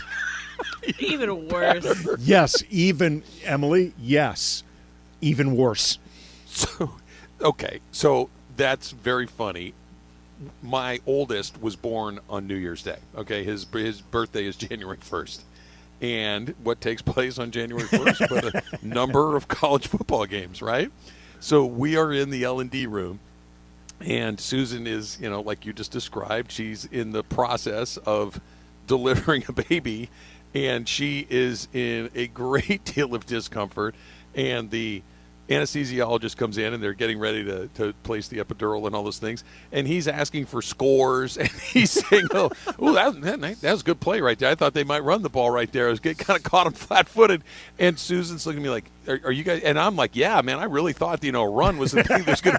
And she was like, you've got to be kidding me. You guys are breaking down I think it was the Cotton Bowl or whatever by the time that she was in that particular part of her delivery. Like, you guys are really actually doing this while I'm trying to do that. I mean, honey, it's the contractions. They're 5 minutes apart. Like, what are we supposed to do in between? Look at each two other. or three plays in between your contractions. I mean, look, if you want to speed things up, speed things up. We're not rushing you, but I'm just saying, give us our space too. Yeah, I got so. I think people that listen to this station and certainly listen to the Travis and Sliwa show somewhat regularly know that my family goes to the Rose Bowl every year, right? It's kind of our family reunion, and we've had big groups of 40 or 50, and we've had smaller groups of just 5 or 6. So Susan was supposed to deliver the baby on Christmas, and she did not. And so we're getting closer to the Rose Bowl, and we're thinking, do we dare take her to the Rose Bowl? This seems like a very bad idea.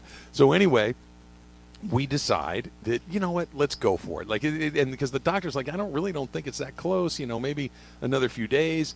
And so we drove down to the Rose Bowl, and we put our car in a very specific position. We paid a guy to park on his grass by the driveway. So in the event that we needed a quick getaway, we could, because typically you get pinned in right there.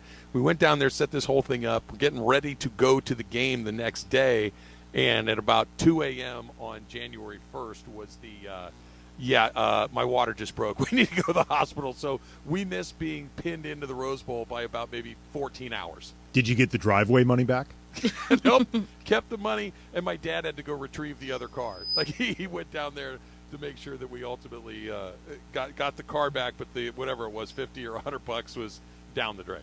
Look, I'm not saying Susan couldn't have done a better job, but space this thing out a little better. You guys had made plans. Hey, look, and I'll tell you this too, and not that I kept track of these sort of things, but this was back when the Big Ten and the Pac-12 were kind of exclusive to the Rose Bowl. Not every year, but damn near every year. And I was keeping track of all the Pac-12 teams I had seen, all the Big Ten teams that I had seen, and my goal was I wanted to see everybody at least once.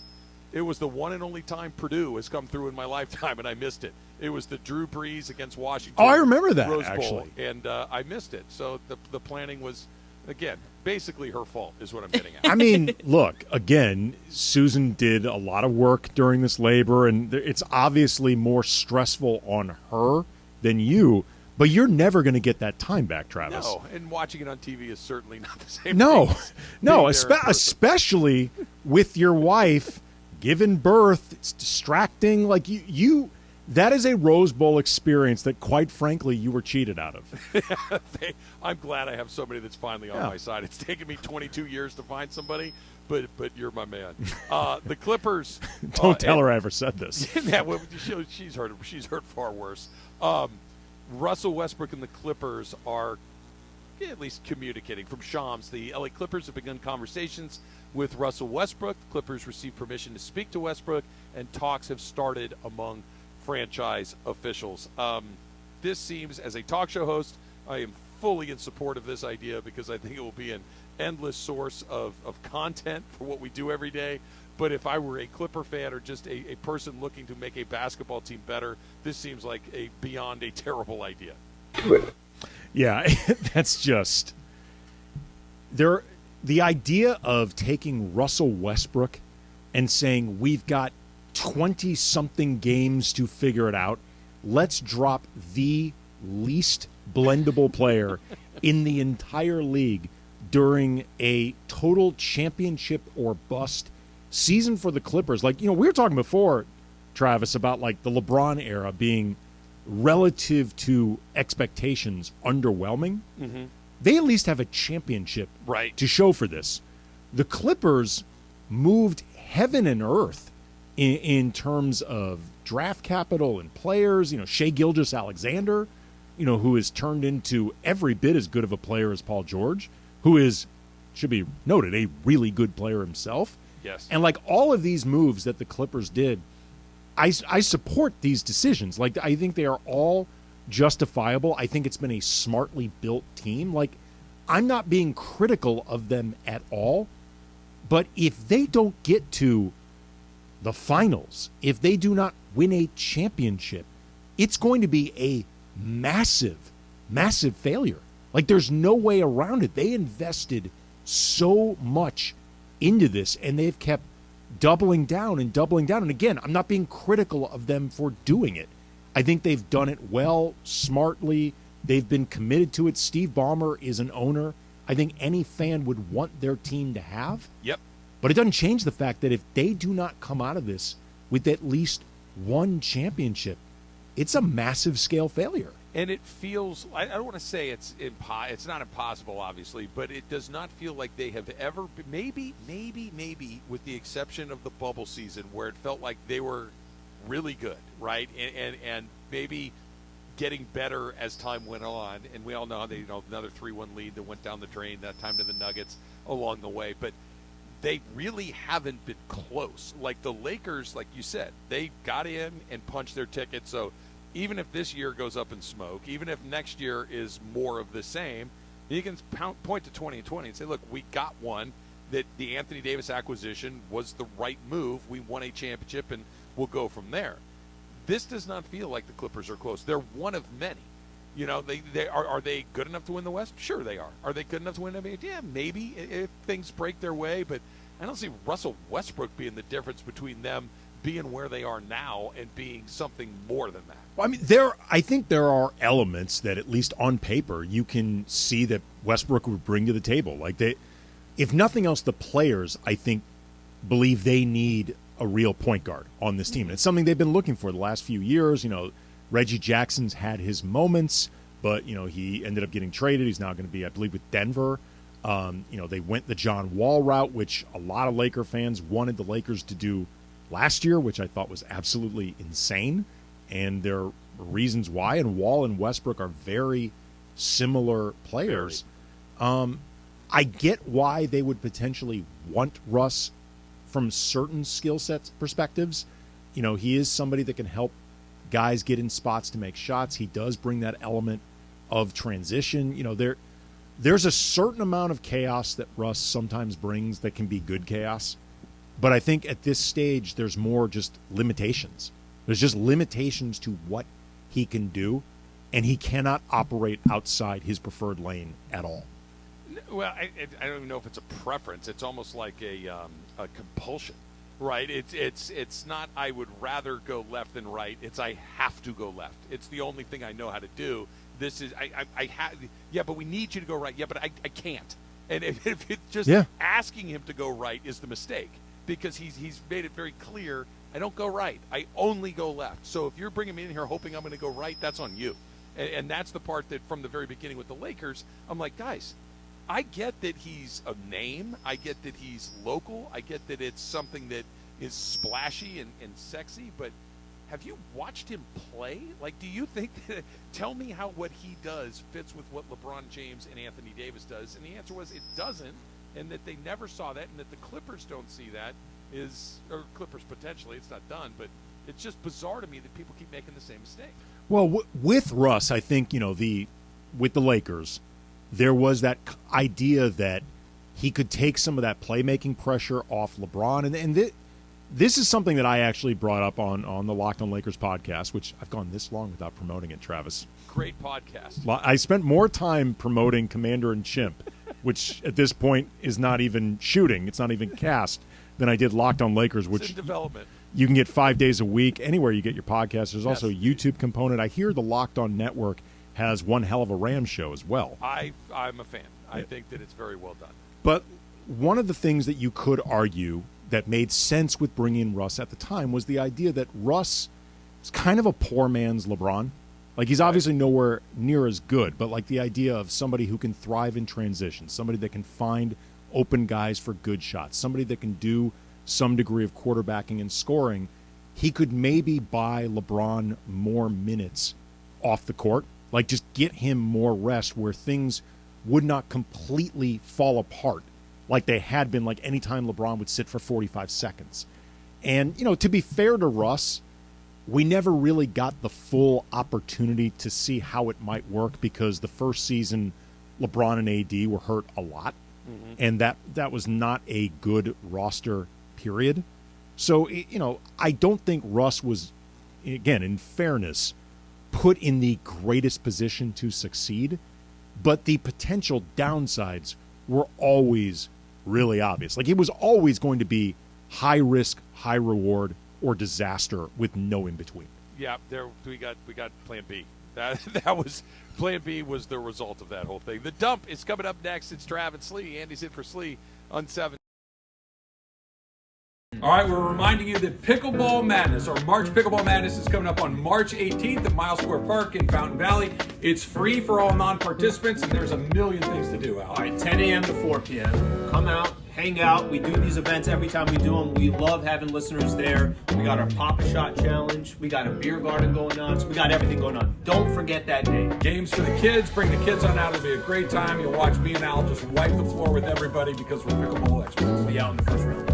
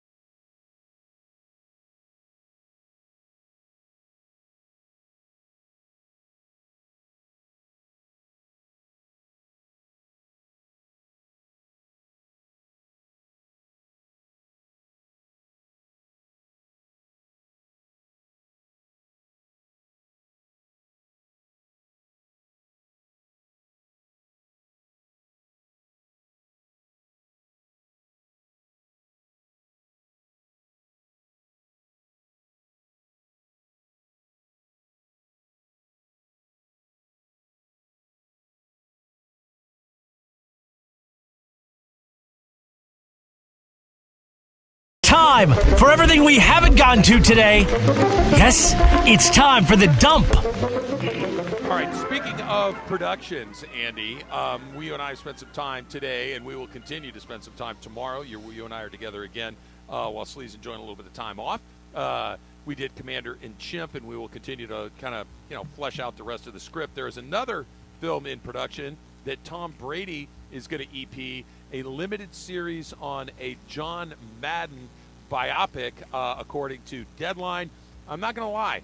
I think I'm in on that. John Madden is a fascinating character, and I feel as famous as he was for as long as he was, I feel like I don't know a ton about John Madden. I'd love to see that. I think that would be a great story. Like, you have to do it well, and it seems like they're doing a limited series, which I really like because sometimes the danger with biopics is they try to go cradle to grave, and it's just too much to fit into 2.5 hours. Mm-hmm. But and it feels like you end up getting a surface level look at everything, which means you actually learn nothing.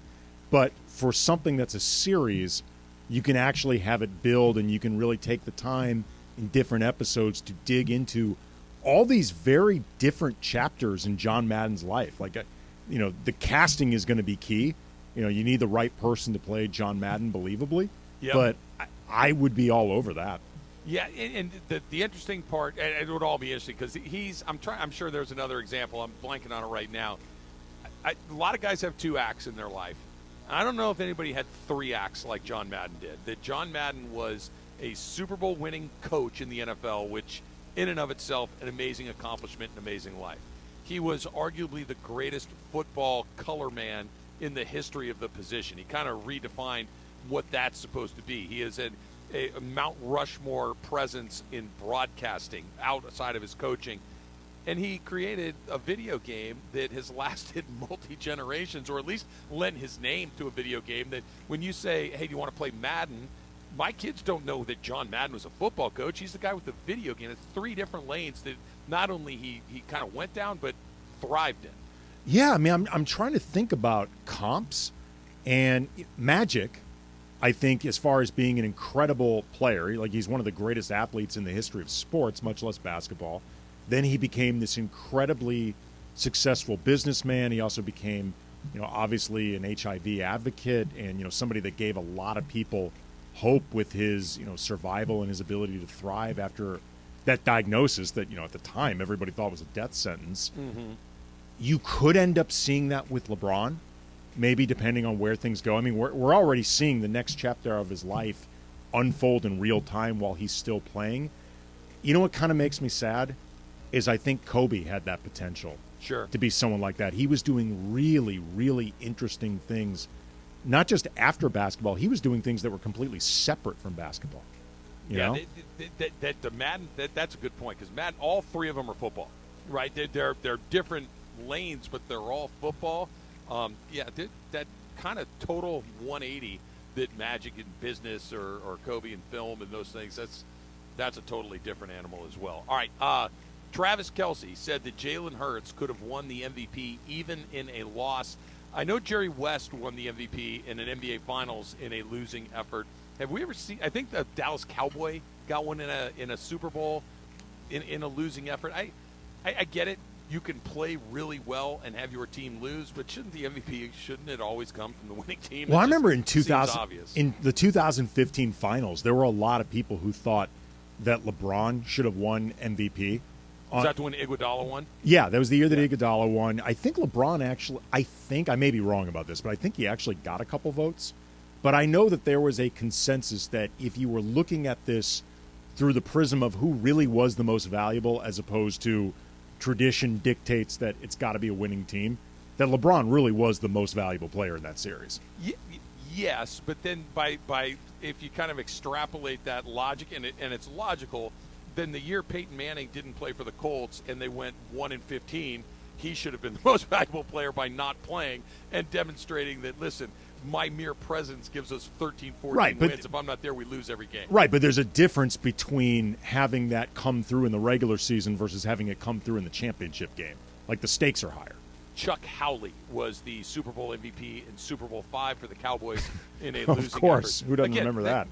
Why do I know that? That's Somebody one of those forgot to stupid- ask me. I know it's Chuck Howley. Everybody Did you know knows that, it's Chuck. Mace? Of course. You knew Chuck Howley. I knew Chuck Howley. Do you have that stupid memory like I have where I can remember dumb stuff from when I was 9 years old, but I can't remember what I did yesterday? I don't remember Chuck Howley. Come on. I've never even heard of Chuck I never Howley. heard of Chuck Howley. It's going to be in the Hall of Fame. I know these things. I didn't remember it was Chuck Howley. I just remember it was a Dallas Cowboy guy that won the MVP in a losing effort. Let's do a little super crosstalk. Why don't we? ESPN AM 710 Los Angeles. KRDC AM 1110 Pasadena, Los Angeles. K256CX 99.1 FM Pasadena, Los Angeles. It's the greatest segment in LA sports radio history. Oh my God. When the shows come together for magic on the radio. It will only grow stronger.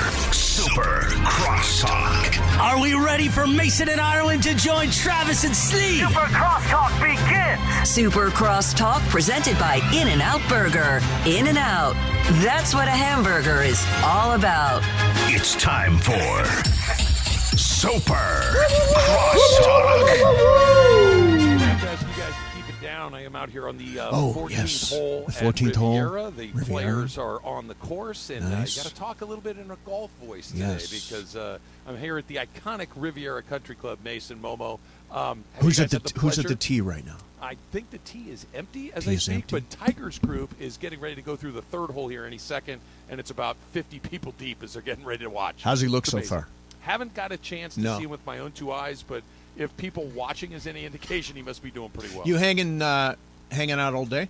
Yeah, so after we're done with Super Crosstalk here in a little bit, Chris and I are going to do a little social out here at Rivs. We should be out here most of the rest of the day, watch Tiger a little bit, watch the golf. And this is one of my, no nonsense, no BS. This is one of my favorite events of the year. I look forward to this every single year. I can't wait to get So out I'll there. tell you a Love great this place. Tiger story. It's going to sound made up, but it's 100% real. So, and by the way, Momo's here. Hey, Momo. Hey, Momo. What's going on?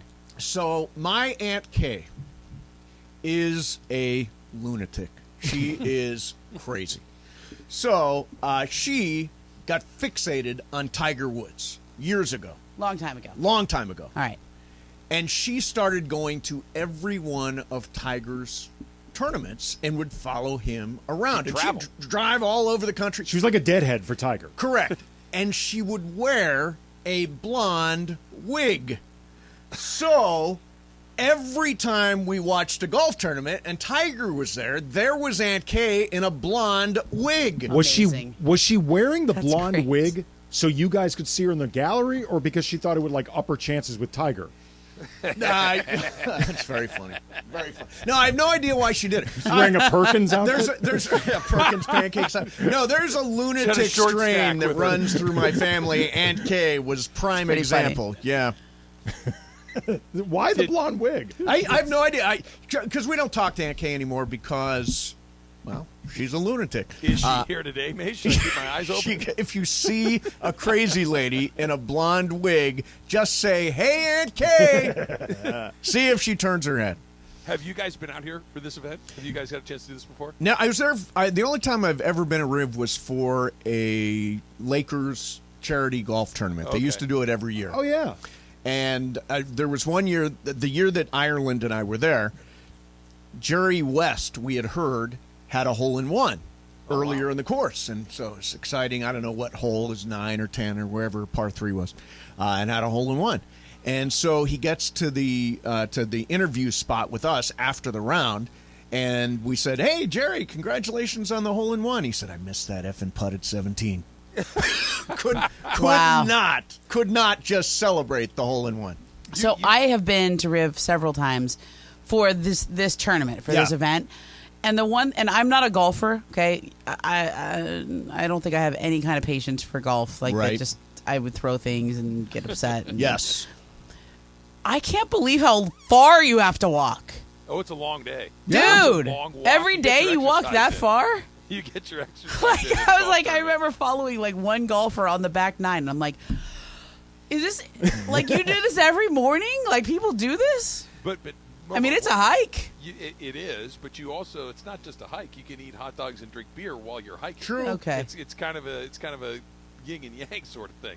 You have to exercise a little bit, but you also get to drink and eat while you're doing it. I was at the PGA Championship at Inverness in Toledo one year, back when I lived in Toledo, and it came down to Hale Irwin and does it sound right? No, Hale Irwin won.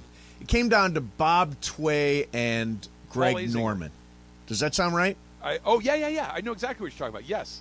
Tway holed out. Yep. And there's all kinds of celebration and, woo, woo, woo. And Tway went back to his golf bag and found out that somebody stole his Rolex out of the golf bag. Oh, no. Yeah. Like someone from the gallery? Yeah, somebody from the gallery got into Tway's golf bag and stole his Rolex. Okay. Why did he have his Rolex in his bag? I don't know. There's but the question. The mean streets of Toledo, Ohio, I'm telling you. Just saying, like that, you put it in your locker. There's a clubhouse. Yeah, you put the Rolex in your locker. Carried it with him. Carried it with him in his bag. Momo, I want to go back to Mason's story about Jerry West saying that he missed the putt on 17. Yeah. You've probably been around him. Have you ever seen him like relaxed and in the moment and enjoying himself, or is he always Jerry West? He's always Jerry West. Yeah. I mean, I see him at Clipper games all the time. He's watching the game. He's pacing. He's like, I mean, he's in it.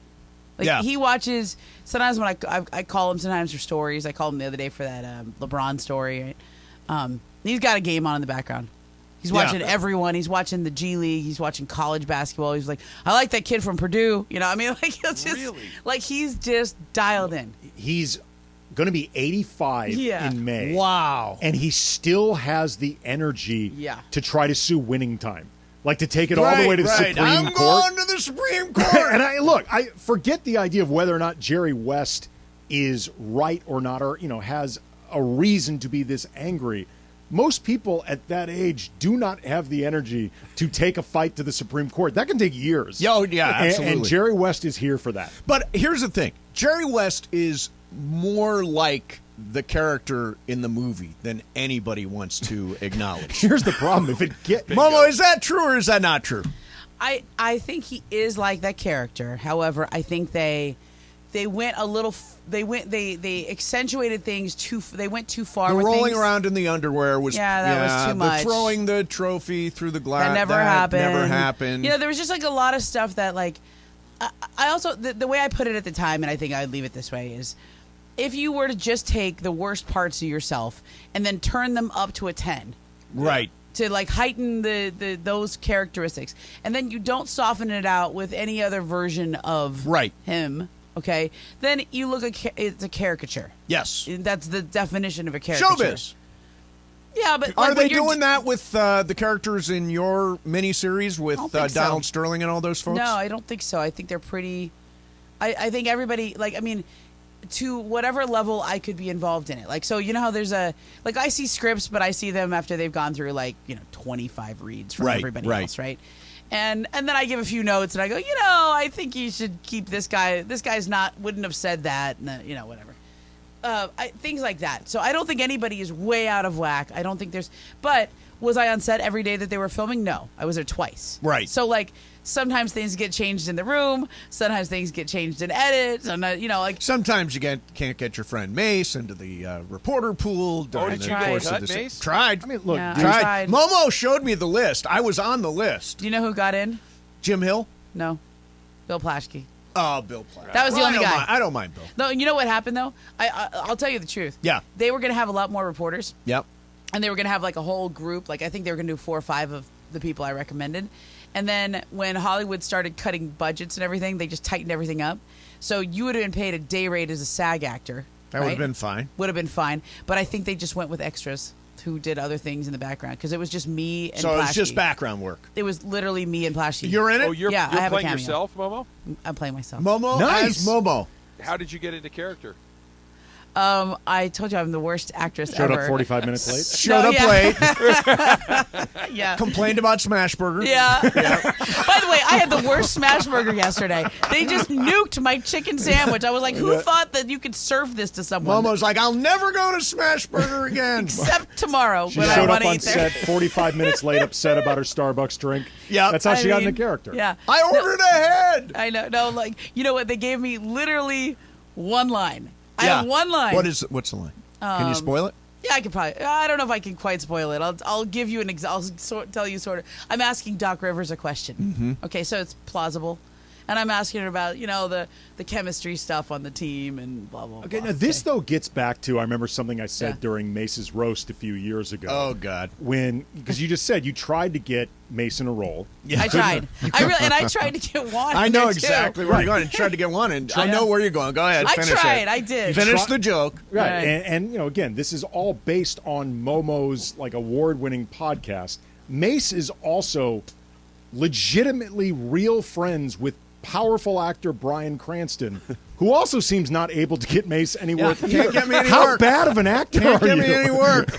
I'm actually a very fine actor. I mean, I didn't go to I have USC seen. majoring as a theater performer, but True. I was years ago accepted to the Yale You Drama are. School. I wrote that in my pitch for you. Did you really? I showed you the list. Well, here's the problem. Steve Mason, Maybe you well-known really needed that radio time at host in Yale. LA, Yep. has the schlubby look you're going for. Yes, Remember? I've got Schlubby down pat. Actually, a trained actor and would do this very Studios well. don't care if you're trained. No, they do could not care. less. They do not care. It's how you look. It's not how you act. Momo, did you push back on your line and say, "Nah, I really wouldn't have said it"? Like I did this? actually. Did you ask for a rewrite? I did. I you said, did. "Do you want me to read this exactly as it's written, or do you want me to say it how I would say it?"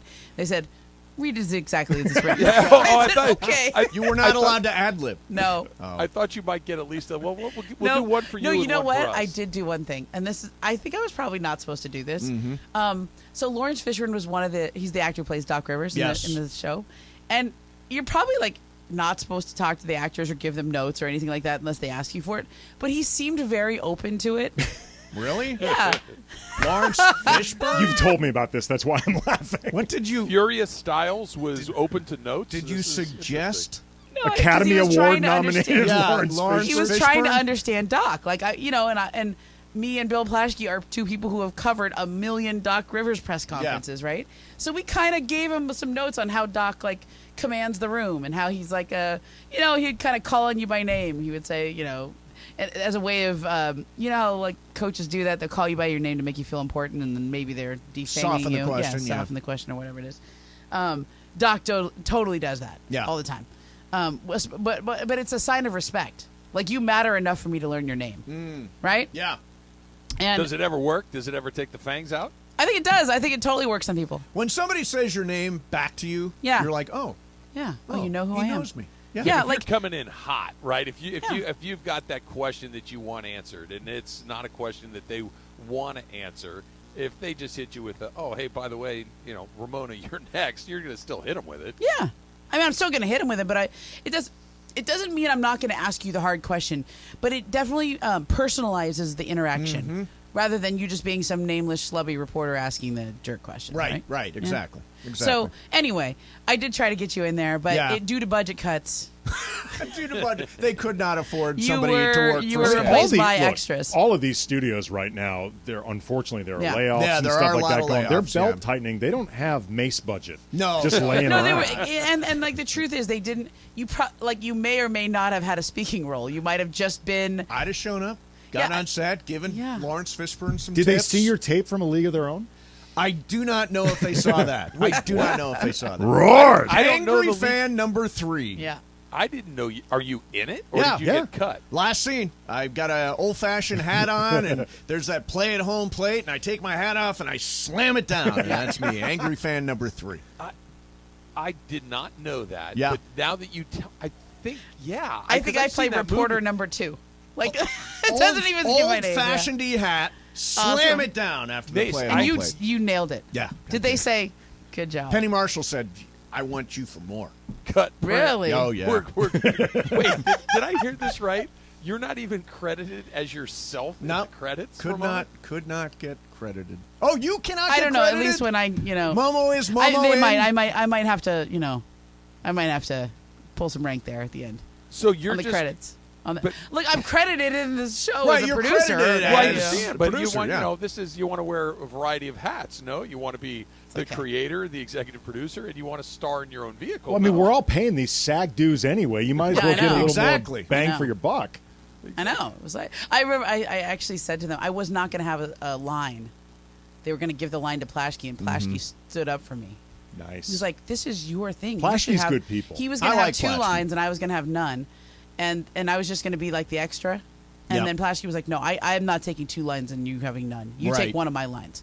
And then they said, "Well, we have to redo some things if that's it's the shot and how they're gonna shoot, whatever it is, how the thing follows up or whatever it is." Anyway, Plaschke was a good dude about that, and then I said, "Are you worried? I mean, like, I'm in the union, like, does that? I got my SAG card. Like, I showed him. I was so proud." Does does Fishburne have Doc's voice down? No, he doesn't do the voice. Oh, he doesn't do the voice. He doesn't do the voice. It was an executive decision. Well, he decided. Like, he and Doc met several times before he played him, and then I think he just said to him, he goes, "I'm not going to do the voice," because it's just he has a commanding voice in his own right. No, look. If you don't think you can do it, He is Lawrence Fishburne. Listen, what about the lady who did Inventing Anna? Do you think she should have done the voice? It's so basic. It's such a basic person. Here's the thing, too. Like, if an actor can't do a dialect or an accent, it becomes distracting. It's distracting. It's better off not to like do it, Tom yeah. Hanks in Elvis. Right. Terrible. Like, that, he can't do that accent. Yeah. So then it would be Lawrence Fishburne doing a bad Doc Rivers. Yes. Right. It's a bad. It just don't do it. Where is it in the production cycle, Momo? When will we see it? I think later this year. Wow. We just finished filming.